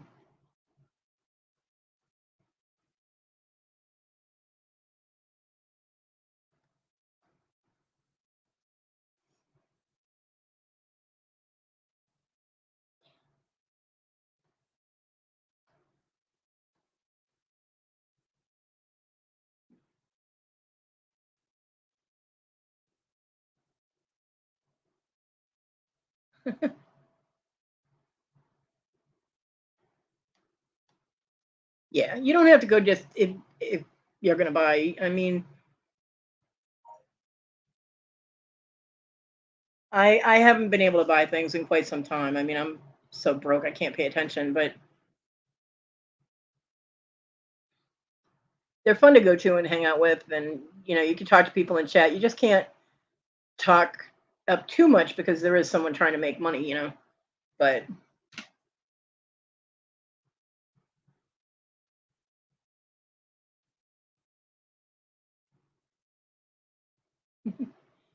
it's a fun community.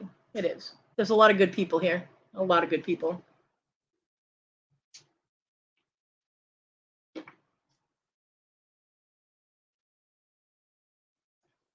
And I occasionally do sales on my channel, so you never know. You can always pop in and say, "Hey."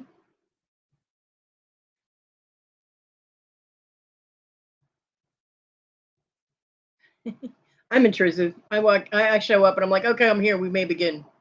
I do try and tone it down um, when I'm in a business chat, which is what I consider an auction, because there is someone trying to make money, and I don't want to distract people too much from looking at the item and considering buying or whatever. So you know, I try not to be too distracting, but I will bust up and chat. And if the person selling says something that I absolutely cannot resist making a joke out of, then it's on. But which happens especially with Robin, Tania, and Rhonda. Um, when the fuck are you guys ever in serious mode? Of course, that's if you can get Tania to sit still long enough to actually auction things.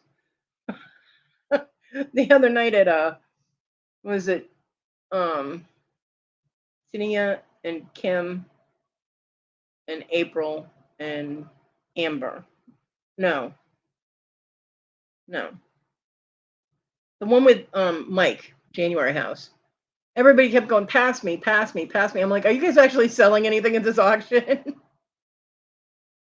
Yeah, they behave during. Well, you kind of have to because people only have 30 minutes.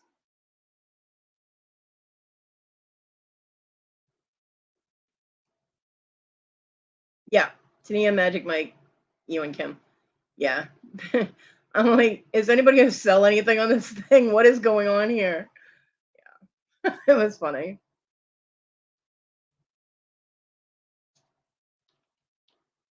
I mean, Tania got a phone call, and Kim had to deal with neighbor, and I'm like, ugh. It was a hot mess. It was funny as hell, though.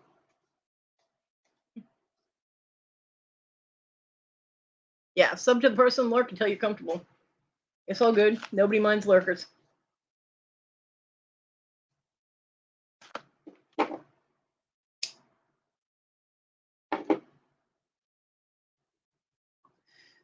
We have some seriously funny people in this community. We do. You feel weird lurking. Yeah. Sometimes, I mean, it's a bit of a voyeur thing where you're watching people, they don't know you're there, It's like peeking in their window or something, but, it's the internet. I will agree with that. Yeah.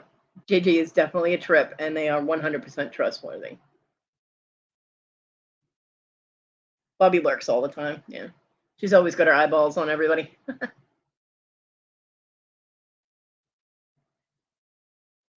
I lurk sometimes. A lot of the times I'm lurking and not saying anything in chat because my hands hurt so bad. I have peripheral neuropathy in my hands, and I don't have my medication. So usually I have gloves on. I live in gloves. It's really annoying. I do always end up saying something because there's always something I can't resist. But I will resist it as long as possible because it has to be worth the pain. You know what I mean?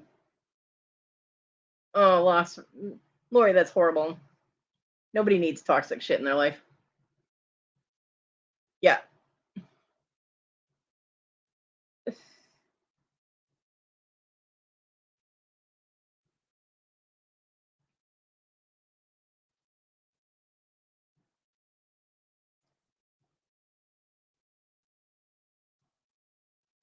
Yeah. Anytime you have more than one person in an area, you're going to have some kind of drama.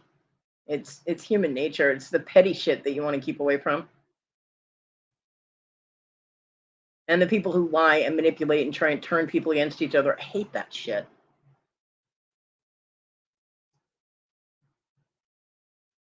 Hell, even when I bitch about somebody like Jeffrey, yeah, we haven't mentioned him in a long time, Rhonda. You should be proud of me.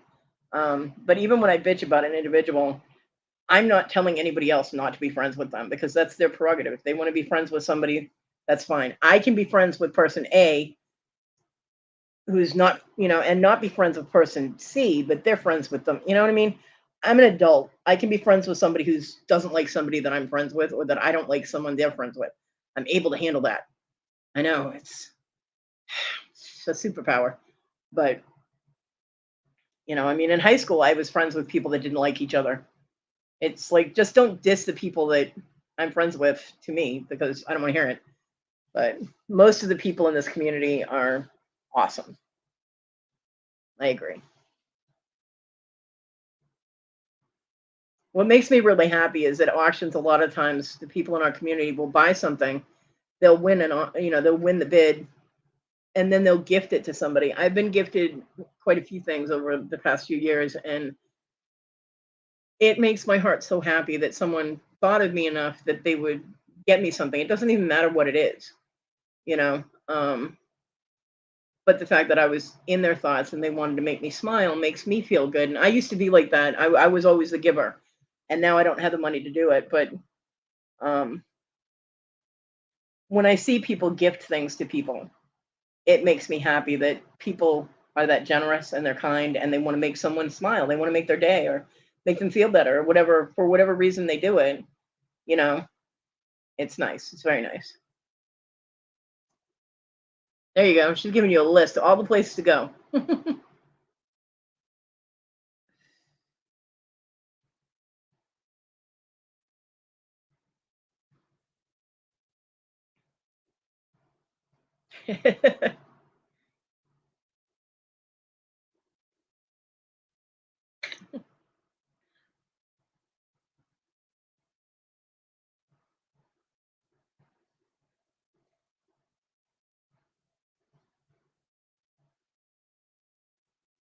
Yeah. And I vouch for all those people that she put in there. They're all awesome people. It is a very good start. And you'll meet other people as it goes, if that's what you want to do.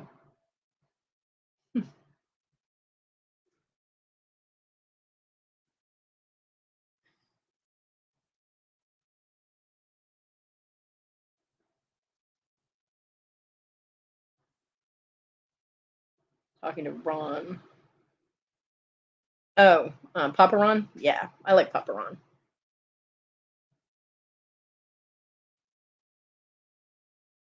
There you go. That's Rhonda's Facebook link for YouTubers. It makes it easier to stalk her.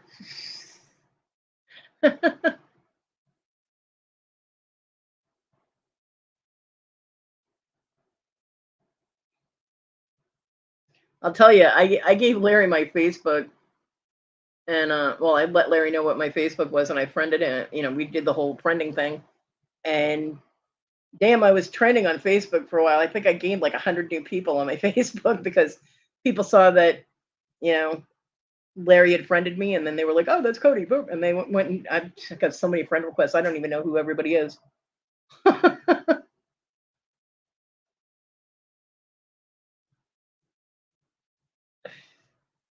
I have one person. I don't know who they are. I don't know if they're from my jewelry community on Facebook or if they're from the YouTube community because, of course, it's an actual name. It's not. I think they're from the jewelry community. They keep sending me random links to shit, like to videos or things in the news, and I'm like, look, I'm on the internet. If I want to know this shit, I'll see it. You know. Um, well, I use Kodi Kurtzfontaine, I think, on my Facebook. Um,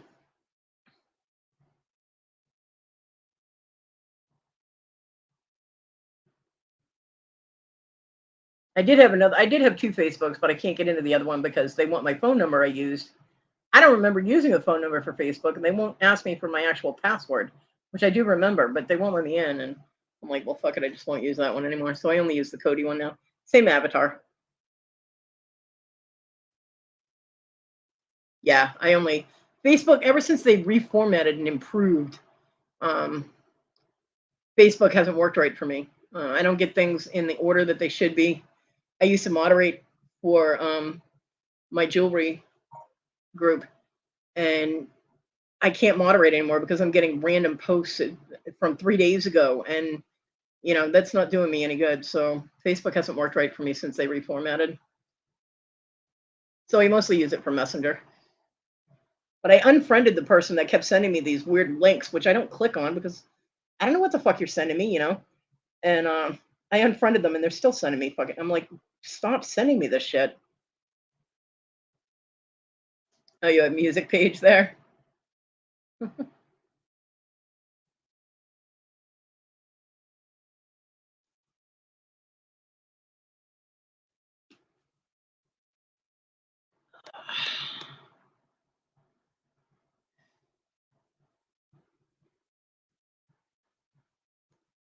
Oh hell, I gotta go because I have somebody showing up here that I didn't know about. So sorry to end this quick. Thank you everybody for showing up, and I will see people that are going. I will see you at the Jewelathon. Have an awesome day, people. Love you guys. I will see you around the tube.